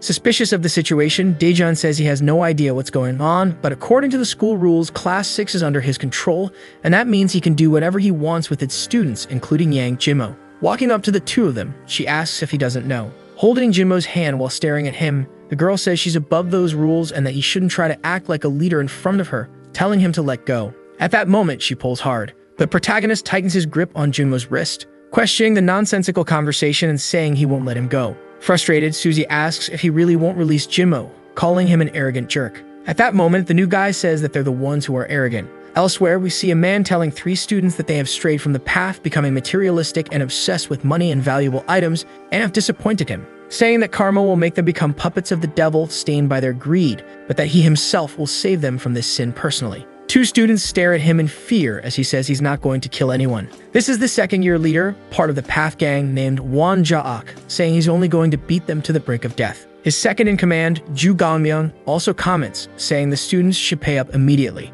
Park, with his arms crossed, says that sounds scary and asks if Ja-ok always beats people up, to which the second-in-command responds that he only does it when he feels like trash. Curious, Daejeon asks how much money they managed to collect since they're in charge of the second-year students. The guy with glasses makes a gesture indicating 3 million won, and Park asks if they split all of that among themselves. The guy confirms they do. Happy with the information, the bully says he's really excited about it and that he really wants to take down the transfer student. Then the bully with glasses asks what happened yesterday with that fight between the veterans, and Park says in that kind of situation, Ja-ok wouldn't be able to hold back. Seeing him beating up the students, Park says Ja-ok always advises him to be patient, but it's Ja-ok who's hitting students for being 1 day late in the payment. Changing the subject, Daejeon asks if everything's okay, and the guy with glasses tells him not to worry, saying those veterans aren't even magic apprentices, just boasting about a non-existent gang to make money. After beating up the students, the bald guy looks back, saying it's not easy to walk the practical path of Buddhism, and tells Daejeon that he needs to learn not to stray from the path he must walk. Confident, Park says he was thinking about taking over the entire first-year class, but before that happens, he has to take down the transfer student Kwon Daejeon. Ja-ok says that's a great idea, adding that he shouldn't delay achieving what he wants, and that the idiots on the ground are stuck with their karma because they delayed what needed to be done. With a dark expression, he comments that he'll give them until tomorrow to hand over the money, and they'd better shave their heads along with their anguish and worldly desires before appearing in front of him. He continues saying their sins are too great, and that his fists alone aren't enough as punishment, so they'll have to shave their heads until they shine. Meanwhile, Park Daejeon says he just had an idea. Walking calmly, Ja-ok says he heard about a new sausage bun at the store, and Park asks if he can eat it. The bald guy says yes and invites him to come along to chat on the way. Returning to the previous situation, the two are fighting over Yang Jinmo. Baek Suzy tells the new guy to let go, but he says no. At the same time, while being jostled, Jinmo wonders if he's really that important to others and thinks that being treated this way isn't bad at all. Then the girl tries to pull him with force. Her arm brushes against the girl's chest as she asks why Daejeon is so stubborn. With a suspicious look, Yang says that this isn't bad at all, and that it's so amazing he could die at that moment and be at peace. Curious, the protagonist looks at Jinmo and asks why he's making that face. At that moment, Suzy realizes where Jinmo's arm is resting. She starts feeling a mix of disgust and repulsion. Sweating with fear, Jinmo just stares at her, waiting for the inevitable. She then spins and lands a precise strike on his neck, making him bend over, throwing the boy away with her overwhelming strength. Looking to the side, she tells him he has 3 seconds to disappear from her sight and starts counting. She gets to 2 as Yang desperately asks her to wait, but she reaches 1, making him run like crazy while screaming. They can't tell, but Jinmo is actually running joyfully, blushing, likely because of where his arm had just been. Staring at Daejeon, Suzy says she doesn't care about that jerk and that she has another reason for calling him, which leaves the new guy confused. Then she grabs him by his jacket, throwing him hard against a post. While holding onto his jacket, she tries to say something, but Daejeon just watches, unresponsive. Blushing, she gets closer to his face and he asks what it's about. Then Suzy lowers her head completely, which confuses him. In her mind, she says she needs to look into his eyes to dominate his fighting spirit, but she can't do it, and she doesn't understand why her heart is beating so fast. Not understanding anything, Daejeon says he hears a banging sound and asks if there's some construction going on nearby. Changing the subject, he grabs Suzy's wrist, saying he's busy and asks her to just say what she wants. Blushing, she says Appa again, which leaves the new guy confused. Closing her eyes, she wonders why she said that and remembers that last time she called him Appa, but wasn't referring to him. The protagonist then says he knows that, and from what he recalls, she said that she was talking about Bak Soo-hyuk that day, and he asks if that's the only reason she called him. Grabbing his jacket, she says it's important to her. Not understanding anything, he wonders why it's important and doubts that she's calling him that because she knows his true age. Continuing the conversation, Suzy calls him arrogant and says he probably doesn't realize it because he's new at school, but if her brother says a word, he can mobilize the entire school. She says he doesn't know anything and that she went easy on him because he's handsome, though she doesn't finish the word and just says she won't do that anymore. As she grips tighter, she says that with just one word from her, he'd be dead in an instant. Letting her go, he frees himself, commenting that his clothes are all wrinkled and Suzy is left extremely confused by the new guy's attitude. Very shy, she asks what he's doing and Daejun responds by saying he's handcuffing her. She questions this absurdity, wondering why she can't fight back, and he answers, saying that she won't be able to. Baek asks him to let her go, telling him he's making a mistake, and that if she tells her brother, he'll be dead, but the boy tells her to bring her brother here. Confused, she doesn't react. Calmly looking at her, he says that she keeps talking about her brother and asks her to call him since he wanted to meet Soo-hyuk anyway. Then the girl asks if he's crazy and says he should never meet her brother because he might end up dead. Not understanding, he says that she just threatened him using her brother and Suzy agrees, but says they still can't meet. The protagonist then tells her to call him or he won't let her go, and embarrassed, Baek asks if he plans to handcuff her for the rest of her life and eventually gives in. But she asks him to let her go, saying her wrists hurt and that he should hold her hands instead. Meanwhile, the second-year leader, along with his right-hand man and Park, approach the couple. Park Dojin says that's the transfer student. The bald guy, in turn, asks if that's Bak Suzy, the younger sister of Bak Soo-hyuk, with him. He says it's disturbing to see something so vulgar happening at school and asks what they're doing in the sacred territory of the school. He concludes by saying that the school is for academic knowledge, but before he can finish, Daejun calls him Baldy and asks what he's talking about. Park laughs, and the guy with glasses knows what's coming next. Annoyed, the bald guy asks what he means by that. Daejun says nothing. He recalls a moment in his old job when he told his boss that he was getting white hairs. As he went to pull them out, his boss told him not to touch them because each of his white hairs was precious. Then he calls the new guy a brat and asks if his dad doesn't also have a lot of white hairs on his head. Thinking about it, Daejun says he doesn't know and that he's never seen a white hair before. As his boss walked away, he told him to throw out everything that was to be discarded that day, but Daejun didn't understand, and his boss yelled at him again to throw it all away. Back in the present, the transfer student apologizes for calling Jaeok Baldy and emphasizes that he wasn't mocking his hair loss, but in the end, it doesn't matter. At that moment, Park Dojin starts laughing uncontrollably, shouting that the boy is really funny and that he likes him, unlike his right-hand man who didn't appreciate the situation. After laughing until he cried, the bully explains that Jaeok didn't lose his hair, he chose to shave it, but admits that in the end, he's still bald anyway. Whispering, the guy with glasses tells Dojin that his boss really did choose to shave his head, but at the time he was also dealing with hair loss. Dojin apologizes after hearing this information. Excited by the gossip, Park tells the transfer student that the bald guy did suffer hair loss for a while, all while the bald guy listens, clearly irritated. The second-year student with glasses, waving his arm, says they really are first years and asks them to go somewhere else. Not liking this kind of talk, Daejun asks who he is to decide when they can leave, and Bak Suzy comments that he's Ju Gongmyeon, a second-year student named Jaeok. The leader confirms who he is and tells them to disappear before he stops being merciful. Unfazed by it all, the new guy says he understands, but that, in any case, he arrived at the spot first, so if anyone needs to leave, it's Jaeok. Nervous about the comment, Suzy questions the transfer student, asking if he's crazy. Not believing the boy's audacity, Jaeok asks if he misheard him. With a menacing expression, Park starts laughing again, saying the new guy is insane.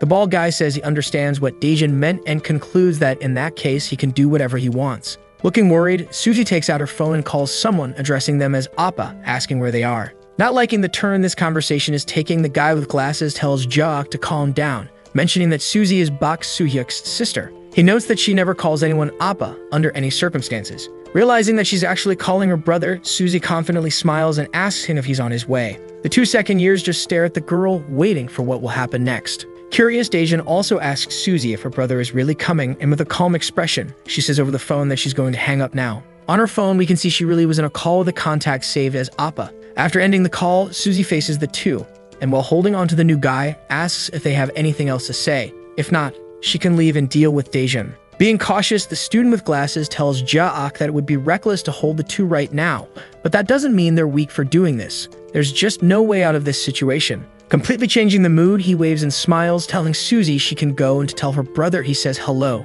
As an arrogant and assertive girl, she says he can tell her brother that himself and that she doesn't have time to bother with useless people. As they leave, the guy with glasses comments that even though Back Susie is a freshman, they can't mess with her because of her older brother, and that's what saved them today. He then asks Jacques if he's okay, and Jacques confirms he is.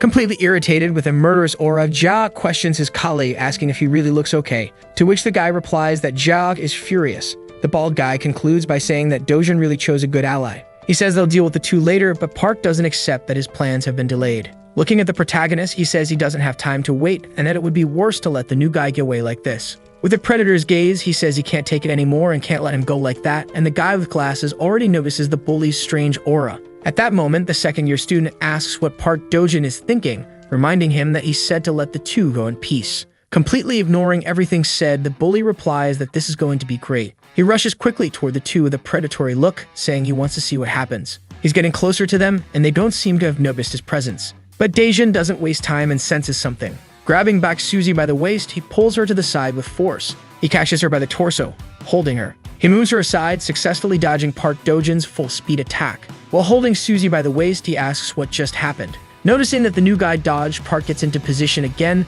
this time to launch a close-range attack.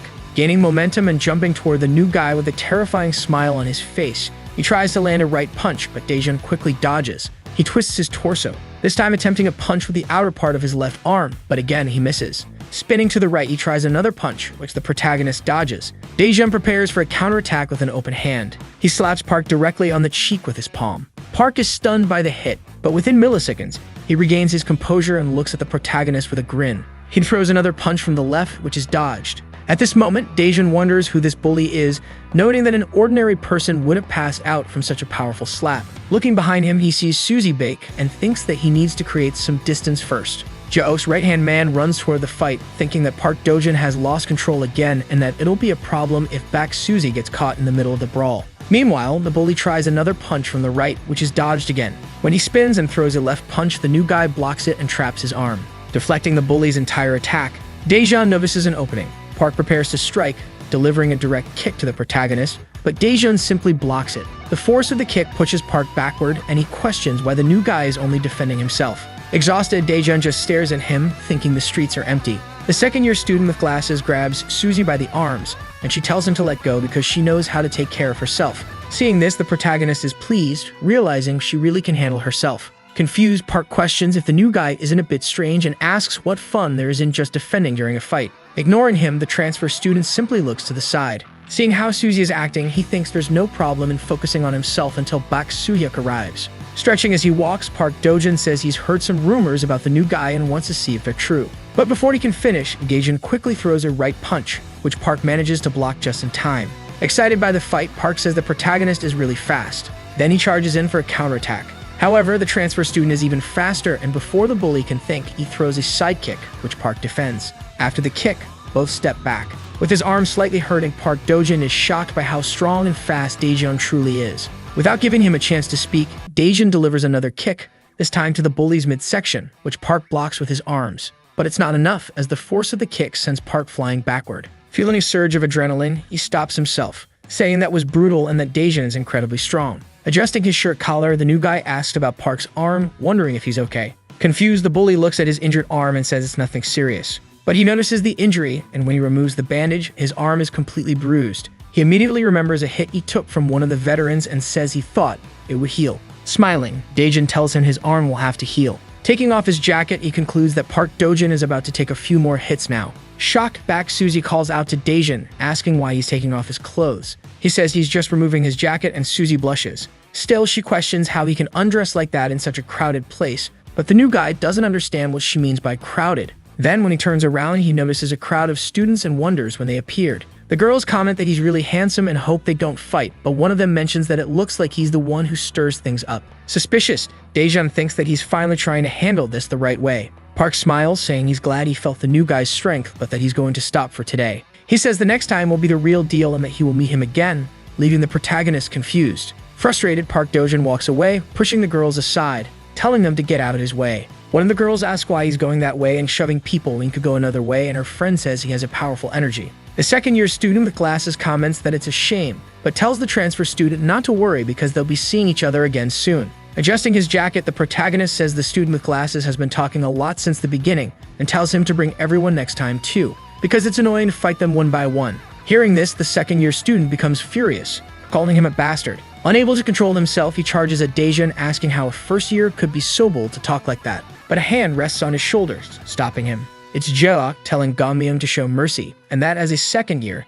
he must control his anger when dealing with a first-year student, and therefore they should back off for now. Feeling embarrassed, Ganmyeong apologizes, saying that thanks to his leader, he managed to control his emotions and that he's still far from being immersed enough in the path. The bald guy also admits he's not good enough yet and says he's so arrogant, he thought he'd never lack mercy. Completely confused, Daejun wonders what these guys are even talking about, while in the background, Baek Suzy calls out to the protagonist. She asks if the new guy has gone crazy, saying those guys are second-year leaders, making the situation dangerous for him. Confident, he asks if she's saying it was dangerous asterisk for those guys asterisk, but correcting him, she says it was dangerous asterisk for him asterisk, though the new guy says he's not afraid. With her hand on her waist and blushing, Baek says she doesn't know if he's unafraid or just overconfident, but even though he's strong, he needs to be careful, because the second and third years are more powerful than he can imagine. As she turns around, she thanks him for what he did, but questions how he could grab her by the waist with so much force. Closing his eyes, he apologizes, saying he didn't imagine that grabbing her waist and holding her tightly would hurt her,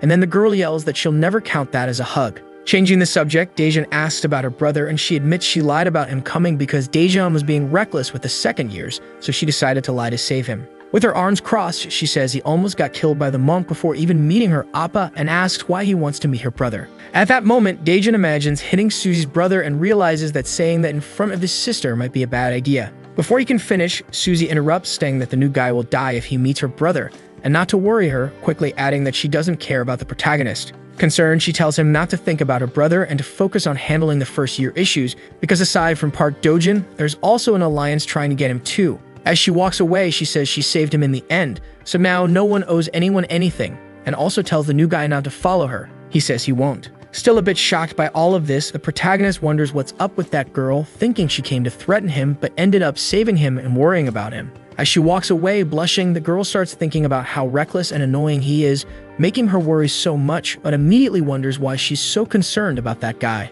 Sometime later in room 4, Park Dojin enters, asking a student if Kim Do-yeon hasn't shown up, and his friend replies that it's obvious he's not going to, then asks about Park's arm. Questioning the bully about his arm, Park responds that it'll take a few days to fully heal. Smiling, he says he likes the new student and that he's not very strong but could still beat him. As he sits down, he says he needs to collect as much money as possible and that he needs to find Kim Do-yeon as soon as possible. Then he calls for the class president, telling him to run, and the student does. The bully asks if the president knows Kim Do-yeon's address, and the president confirms that he does, so Park asks for the address. He tells the student to collect the money within the week, leaving the class president shocked. Scared, his friend puts a hand on his shoulder, saying it's only due next week, and if the bully gets caught changing things without proper permission, he's going to be in trouble. Calmly, Park says that's exactly why he's giving them this extra week to collect it, and that nothing will happen if he's caught because he's not afraid at all. Then the class president calls out to the bully, saying they can't just do things however they want. He concludes by stating that he knows the rules, but Park interrupts him, asking him to play rock, paper, scissors. He insists and they play. The bully throws scissors, while the student throws rock. Park says he lost and calls for another round. This time, Park throws scissors again, and the student throws paper. Park says he won, and the class president was about to mention how strange it is to decide on the collected money with this game. But the bully interrupts, talking about a finger flick and positioning his middle finger near the student's face. He clarifies that the game wasn't to decide on the collection, but rather it was a finger flick game, and he tells the president to move closer. Obeying, the president moves his head toward the bully's hand. Park places the palm of his hand on the student's face, saying it's now charged. In the background, a classmate asks why Park is bending his finger that way, wondering if his friend is actually a mollusk because of how flexible he is. Suddenly, Park releases his finger with full force, flicking it onto the student's face. All of his classmates are shocked by what they see. With a throbbing forehead, the class president tries to hold back his tears. Lying on the floor, he sees Park Dojin's hand again. Looking menacingly, the bully says he's going to throw scissors again. He challenges the president to another round. At the same time, the protagonist is walking through the school, saying that in the end he couldn't find Baek Soo-hyuk. It would have been easier to deal with the second-year students, but now he has to find Baek Soo's brother to solve the whole issue involving the money collection. He also recalls Park Dojin, whom he faced earlier, and how Park managed to withstand his slap. Thinking that Park isn't like the other guys he's faced so far because Park has an exceptionally strong physique, which can be seen just by looking at the thickness of his neck. But no matter how big Park is, what's really surprising is his endurance. Or perhaps Daejun is just rusty, which is another possibility he considers. He reflects on not having handled things correctly because he's been resting for a while, but now he feels this has been good for shaking off the rust. As he cracks his knuckles, he's excited at the thought of being able to beat up Park Dojin until he can't take it anymore. Later that evening, on a dark street, a student is walking alone. It's Kim Do-yeon, who's trying to call someone but can't get through. He wonders why the person isn't answering, calling them a fraud, saying they promised to make Park kneel in front of him and apologize, but it was all a lie. He laments that now he can't even go to school and looks for someone else to help him. He recalls a conversation at school where a student talks about how amazing the new guy is and that because of him, the whole atmosphere in their class has improved. The student mentions that the bullies from his class don't even show up at school anymore, and another student says that in his class, the bullies still come, but now they're like dead rats. Hearing this, Kim wonders if the new guy is really that strong and questions whether his situation would improve if Daejun took over his class. Back in the present, he considers the idea of giving the money to the new student to beat up Park Dojin. He thinks it's a great plan and that Park Dojin will be finished. Appearing suddenly out of the darkness, the bully asks if Kim was talking about him. Completely terrified, Kim asks why Park is there. But immediately, Park slaps him across the face. Pushing him, Park tells him to start running, saying that now they're heading to the final destination, but Kim screams the bully's name, begging him to wait just a minute. At that moment, Park stops what he's doing. He says it's a good thing he hit the brakes, and Kim admits he made a mistake. With a terrifying look, the bully asks if this is fun for him, saying it seems like Kim is at an amusement park. Seeing the student crying, Park asks why he's crying and whether it's because he's having so much fun. Kim looks at the bully, who tells him to do it again. The next day at school, in the classroom, someone is saying that this is the result of the efforts of many mathematicians. It's a math problem, and one student says he's not good with numbers, while another says he'll explain again. The student explaining is Minho, who says that every weapon follows the same principle. You have to calculate both the weight and the distance, and especially the angle. Excited, the blonde student asks if now he can slowly use the bat, but Minho replies that there's an order to everything and he'll need to know the formula first. Meanwhile, in another corner of the room, Yang Jinmo is celebrating his victory in the English quiz against Daejun. A girl in the group leans on his shoulder and says she gave him a hint, but the new guy responds that he didn't see any hint. Blushing, she says the hint was about the place where he promised to do jujitsu with her, and confused, he says the word was bed, not understanding what she meant. Minsu is thinking about the fact that the protagonist claimed to have been studying, but in the end he lost to Yang in an elementary school quiz and wonders what Daejun has been doing all this time. Yang tells the new guy to study more, and Daejun presses his forehead, telling him not to get cocky and to take off his glasses and do it again. Curious, Minho asks why Yang came to their classroom to do a quiz, but Daejun wonders if they're getting too close. And after that, the blonde asks if Minho is jealous. Minho then suggests they should study too, but Hojong notices someone coming. It's Park Dojin, the leader of Room 4. Looking serious, Minho asks why Park is there, and Hojong, surprised, wonders if he's there to pick a fight. At that moment, the girl gets serious and thinks that Park Dojin is known to be very reckless. When Park arrives at the group, he says he wants to talk to the new student, but complains there's no chair available. Looking at Yang Jinmo, he tells him to get up. Annoyed, Park tells him not to frustrate him and to move out of the way. Looking at his group of friends, Yang knows he would lose to the bully, but if he obeys the order, he'll be labeled a loser. Reflecting on how he's built his reputation with great effort, he realizes he can't back down so easily. Defying the bully, Yang asks Park why he should move. The blonde gets excited, saying Yang is really brave and acts like Daejun won't come to save him. Park just gives a wide smile, getting ready to hit the student who dared to challenge him. Sweating in fear, Jinmo shouts that he's not afraid of him and that his reflexes are really good. Laughing at the situation, Park says he wasn't going to hit him, he just wanted to play rock, paper, scissors. Relieved and embarrassed, Jinmo laughs, thinking he's safe since it's just a game. They play and Park picks scissors while Yang Jinmo picks paper, so he loses. Smiling with his eyes closed, Jinmo says he lost and because of that will step aside so the bully can talk to the new student. Happy he wasn't cowardly or beaten, Jinmo thinks he's lucky to get away, believing he's only moving because he lost the game. As Jinmo starts to walk away, Park places a hand on his shoulder. Yang turns around only to be slapped hard across the face by Park Dojin, who shouts that he has to receive his punishment for losing. The force of the slap sends Yang Jinmo flying. The blonde says that it hurt him both physically and mentally, while Minho remarks that Park is really strong. After that, the bully pulls up a chair. Sitting down, he tells the protagonist that he said he would come back, and Daejun asks if he wants to fight, apologizing because he needs to finish an English quiz right now. Park says it's fine and that he needs a break too, but since they're going to fight, he adds that there's a condition for the fight. They'll play a game called Asterisk Bafo Asterisk, which involves hitting a coin on top of a book. Meanwhile, elsewhere, the student with glasses asks another student if the academy has contacted him. The student named Sungwei says they can do it in an abandoned auditorium, but the student with glasses says they don't need to speak formally when they're alone. However, Sungwei insists on following the school hierarchy. The student with glasses tells him to stop pretending to sit in an invisible chair, and Sunwa responds that he's doing it because he's worried about losing muscle mass. Continuing the conversation, the student with glasses asks Sunwa if he saw the new student fight in person and what he thought of his abilities. Sunwa responds that the new guy overpowered Sim Sangbo, so he's definitely talented, but he suspects that he's hiding his true abilities, saying that he moves like someone with talent, but that his posture isn't clear and he doesn't keep his guard up. The second-year student then asks about Dojin. Sunwa says Dojin is an interesting person and that he bulldozes everything with his physical strength. He explains that Dojin is labeled as PF, which stands for Person of Strength, and that he possesses a unique strength only he has. Recalling the past, Sunwa asks Dojin what he's doing, and Dojin responds that he's stretching. Flexibility equals elasticity, and it's this elasticity that gives the bully Park Dojin his great resilience.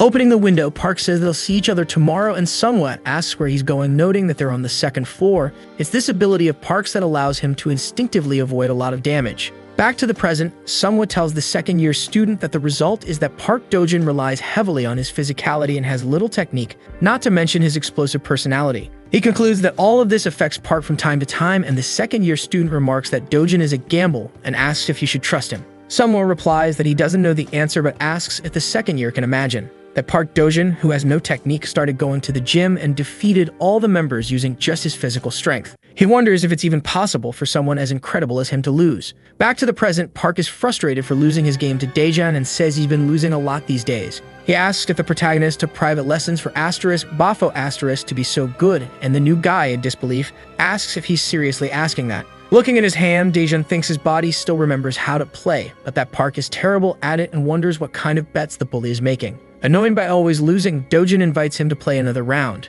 In response, Daejan says enough, questioning how many games they've played already, and says they'll just pretend Dojin won, which leaves him confused. Daejan says he'll accept the conditions Park mentioned earlier, and at this, Dojin gets irritated. But he stops, thinking about some kind of plan, realizing that now isn't the time to decide the winner. Accepting the proposal, Park tells the new guy that he can't complain later and says the fight will be on Friday at the place he marked. Not caring, the protagonist just tells the bully to take care of his arm because he hates seeing him push through the pain. Minho stands up, telling Daejan to wait a moment. Placing his hands on the table, Minho says he doesn't understand why the new guy accepted defeat but questions if he really needs to accept Park's offer. Daejan responds that he should be grateful Park set up the ring for the fight. Annoyed, Minho says it's suspicious that Park wants to fight in front of the second years, and the new guy asks if it's really that suspicious. Park Dojin says the fight will be at the gym following the official rules, mentioning that he invited the second years to watch and that he doesn't fight dirty like someone else. Confused, Minho asks who he's talking about, and the blonde, knowing the answer, just says he doesn't know either. Happy with the proposal, Daejan says he doesn't know what the bully is planning, but tells him to bring the two bald guys along as well. With a strange look, Park says he likes the new guy for being so crazy and confirms the match. With his arms crossed, the protagonist thinks that after dealing with Park, it's time to handle the second years as well to resolve the first year money collection issue. Afterward, he asks if Yang Jimmo is okay and invites him to sit down, suggesting they play another quiz, but Jimmo is crying, wishing the world would end right then. Then Kim sees his bully leave the room. Hearing everything, he wonders if the new student's name is Kim Daekwon. Arriving at the new guy's classroom, he asks for permission to enter and asks if his name is Kim Daekwon, but Daejan has no idea what he's talking about. The girl clarifies that his name is actually Kwon Daejan, and the boy apologizes, saying he has a request to make. He starts to gather the courage to make his request. With his eyes closed, he begs Daejan to beat up Park Dojin, but to lose in the end. Confused, Daejan doesn't understand what he means. Annoyed, the girl tells him to explain himself properly and not to show up acting weird out of nowhere. Kim concludes by saying that he should at least know the name of the person he's asking a favor from and that he should explain things clearly.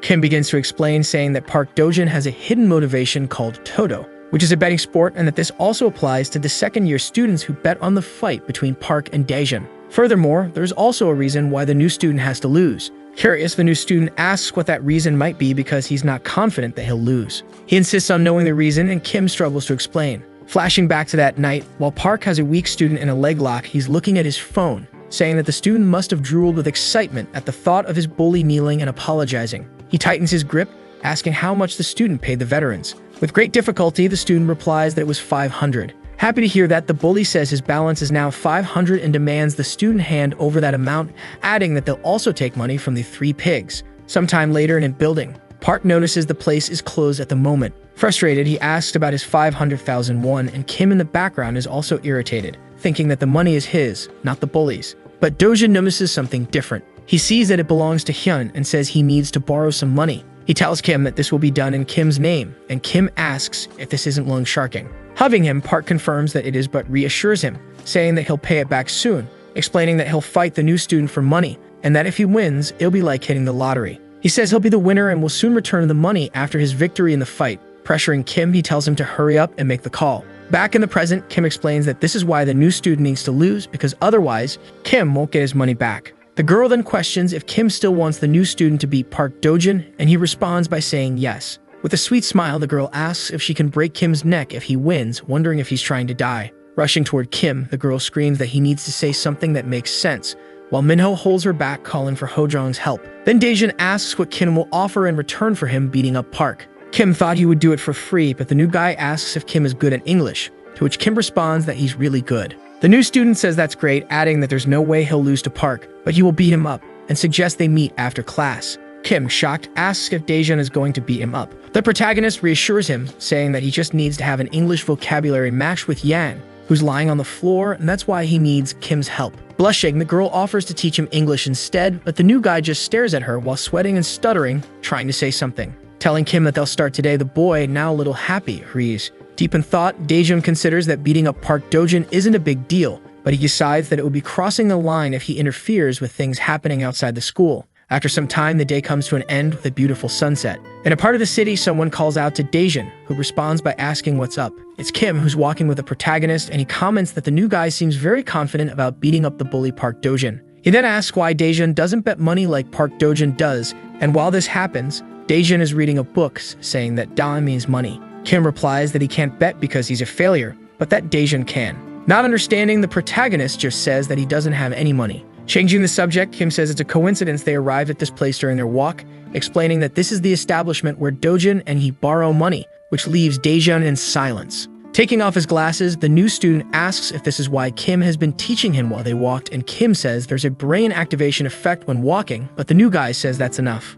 Looking up, Daejun asks if Kim wants him to go in and borrow some money from the place. With a bit of fear, he says he doesn't need to do that, but the new student says he won't hit him, so Kim admits that he did want him to get the money after all. Showing a card that reads Daein Ilsu, the protagonist says this looks like gangster stuff. However, he says it doesn't change anything, and looking seriously, tells Kim he'll go in alone so the student can leave. Sometime later on the same late afternoon, someone asks if he managed to get some cash. Doing pull-ups, Park says yes, and that Kim ended up helping in the end, and they got Ilsu's number. Besides that, they collected the money in advance, so the bully has enough money for now but doesn't want to waste time, wanting to withdraw it and invest in crypto. One of his friends asks if he'll be okay, since he broke the rules and also borrowed money from Ilsu. Not worrying about any of that, the bully says that with high risk comes high reward. Exerting a lot of strength, he pulls himself above the bar, flexing his forearm while smiling. He questions if all he needs to do is just pull up. At the same time, Daejun wonders if there's no one there and whether he should go back now. A man in a black coat and wearing a watch asks what happened if he's there to borrow some money. Irritated, the man curses some people and says he told them not to leave the office, and then the new student asks him to wait a minute. Looking back, the man asks if the young man isn't actually a student, mentioning that lately students have been coming to borrow money. Opening the door, he says the boy can come in and that it's getting late. Sitting in the armchair, he asks how much the student needs. But first, he comments that he needs to know his age, which leaves the new guy unsettled. Getting nervous, he first says he's 17 years old, then changes it to 20, and in his thoughts, he realizes he's messed up. Irritated, the man asks what he's talking about and questions if the kid thinks this place is a joke. Feigning an absurd excuse, the protagonist starts to get up, saying he forgot the clothes on the line and that he'll come back next time. The man tells him to stop right there and says he doesn't care about the clothes on the line. He mentions that it's not raining since the weather is good and questions why he's saying that, telling him he needs to use his brain to come up with better excuses. Saying this is kind of suspicious, he concludes by asking who the student is, which leaves the new guy silent and sweating. The protagonist just ignores him at this moment. Standing up, he turns around, saying he'll leave it for another time. At that moment, the man grabs him firmly by the arm. Cursing the student, he says he's very impatient because he didn't even let him finish talking and asks where he's going. Irritated, the loan shark says the student isn't fooling him and asks which gang he belongs to. While he was asking why the student appeared, Daejun grabs his hand and starts hurting him, causing the man to scream in pain, begging him to let go. With an annoyed look, the protagonist simply says that's why he chose to leave it for another time and states he's leaving now. He says he'll release him and asks the man not to follow him afterward. In a moment of fury, the lone shark grabs his ashtray, which was still lit, preparing to strike the new student with it. But before he can do anything, Daejun takes the ashtray from his hand, tossing it aside, then finishing with a karat chop directly on top of the man's head. The blow was so strong that it deformed his head instantly, throwing him back into the armchair due to the impact of the powerful strike he received. Standing next to the man, the protagonist realizes he retaliated without even noticing, and that because of this, he's in trouble. As he leaves, he says that apparently he'll need to come back next time, but before finishing the sentence, he realizes that now that the lone shark has fainted, it's the right moment to check his records. Flipping through the records, he finds Kim Do-yeon's name and wonders if tearing out the page from the record would solve it. However, the protagonist notices something while flipping through the documents. Seeing a photo of an adult man playing golf, he realizes it's his principal and wonders why there's a picture of him in such a place. Looking back, he notices someone coming, talking about having eaten the best spicy pork, and the new guy thinks he's in trouble now. Walking quickly, he thinks the best option is to get out of that place as soon as possible. But that person opens the door and comes face to face with a student. The man asks who he is and how he managed to get into that place. Looking back, sweating nervously, Daejun says that their Hyunnim has arrived and mentions that the gentleman must be sleeping now. Leaving through the front door, he says he's finished his business for now and so he's leaving. As he leaves the room, one of the men comments that yesterday several high school guys also came and starts trying to wake up the gentleman. They start shouting, frantically trying to wake him up while the protagonist holds his backpack and looks sideways, waiting to see how this ends. Then one of the men comes out shouting about who that bastard is and tells them to catch him. But at that moment,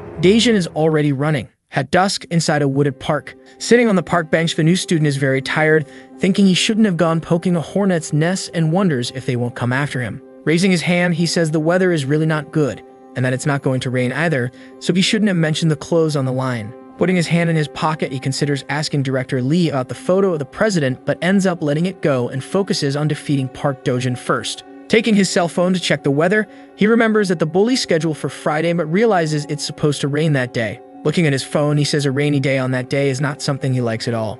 After a few days, already on Friday on a rainy night, finally the day has arrived to decide everything between the bully Do-jin and the newcomer Daejun. One of Park's colleagues asks him if his arm has improved, and he says he's fine despite not having gone to the hospital to check. Raising his arm, he just says he's feeling some twinges in his arm. But clenching his fist, he says that the new student's attack ended up being nothing and that there's no one who can hurt him. At that moment, his blonde biker friend arrives. The bully asks if everyone is present and says it's time to go in now. Entering the chosen place, the blonde is impressed with the setting, and one of his colleagues asks if it's his first time there, but Park says it's an unused school auditorium that nobody uses. Heading toward the door, he says that a crazy guy who gets into fights has been using this same place to play around for some time. Looking at Park, one of the leaders says he arrived early, commenting that they are in the middle of preparations and all the students in the background are cleaning and organizing the ring. Looking back, Park says that the fight atmosphere is serious and calls Do-yeon for sparring instead of the coin-flipping game, but he ends up refusing. While stretching, the bully says it was a joke and that he never imagined fighting in this environment and asks if the seniors haven't arrived yet. But one of the leaders says they arrived just in time, saying that everyone is present now and the students are shocked to see your presence. It's the Path Gang, which is a group of second-year students led by the bald jock. That the first-year students bow, saying they are friends of Park Do-jin, and one of them comments that the aura of this group is incredible. At that moment, the bald guy looks suspicious because he notices something strange in the environment. He says that the blonde's hair is filled with anguish, and that it's also dyed, and the student says he'll cut it. Going over to Kim, he asks the student if he's also following the path, but the student says he doesn't know, and Jaok simply says he's doing well. Then one of them says they prepared a table on the platform for Jaok, and he says that he always ends up owing him one. Looking back, the bald guy wonders if the new student hasn't shown up yet at the fight location, and that he doesn't want to test his patience today. Several people are walking in the rain, holding their umbrellas. It's the protagonist's group. He says they don't need to keep following him, but the blonde says they need to stay together, and Minho warns that there are several second-year students there. Minho also says that he should know his group will always have his back, and Daejun asks what he's carrying in his backpack. Very confidently, Minho says that his opponent has a numerical advantage and that he prepared more than usual, but his leader tells him to drop all of it. Excited, the blonde says he got information about Park Do-jin and how to attack him, but Daejun says he already figured it all out while playing coin games with him. The blonde is confused about the coin games and Hojong thinks he misheard, while Daejun looks angrily at his phone because something happened. He apologizes and says that apparently his colleagues will need to go ahead without him, and concludes that he'll join them shortly. Back at the school auditorium, the first years from the protagonist's class are facing Jaok. The bald guy understands that the student didn't come, and that his group asked to wait for the new guy without any guarantee, only on the word that he'll arrive soon. Being arrogant, Park asks if he ran away because he's afraid of him, and Minho says he's not that kind of man. The second-year student with glasses realizes that the red-haired student is Minho and says they have no choice but to wait, so he tells the first years they can sit as they like. Relieved, the blonde sits down saying that Minho's Hyungs saved them this time and that this Path Gang has some kind of overwhelming aura and that all 5 main executives are present. They are the third second-year student named Oh Jaegil, the fourth second-year Yu Sang-soo, and the fifth named Kim Samuel. In shock, he comments that the only second-years present are from the Path Gang and that they are entering the auditorium. Then several people arrive who are titled as a group called the Gang of Righteous Bonds. This is Makisiaka, the second year and leader of this gang, who in turn comments that this is a fight between freshmen and asks why they are organizing all of this. So the video ends here. If you don't want to miss the next part, activate the notification bell, and see you next time on Tob's channel.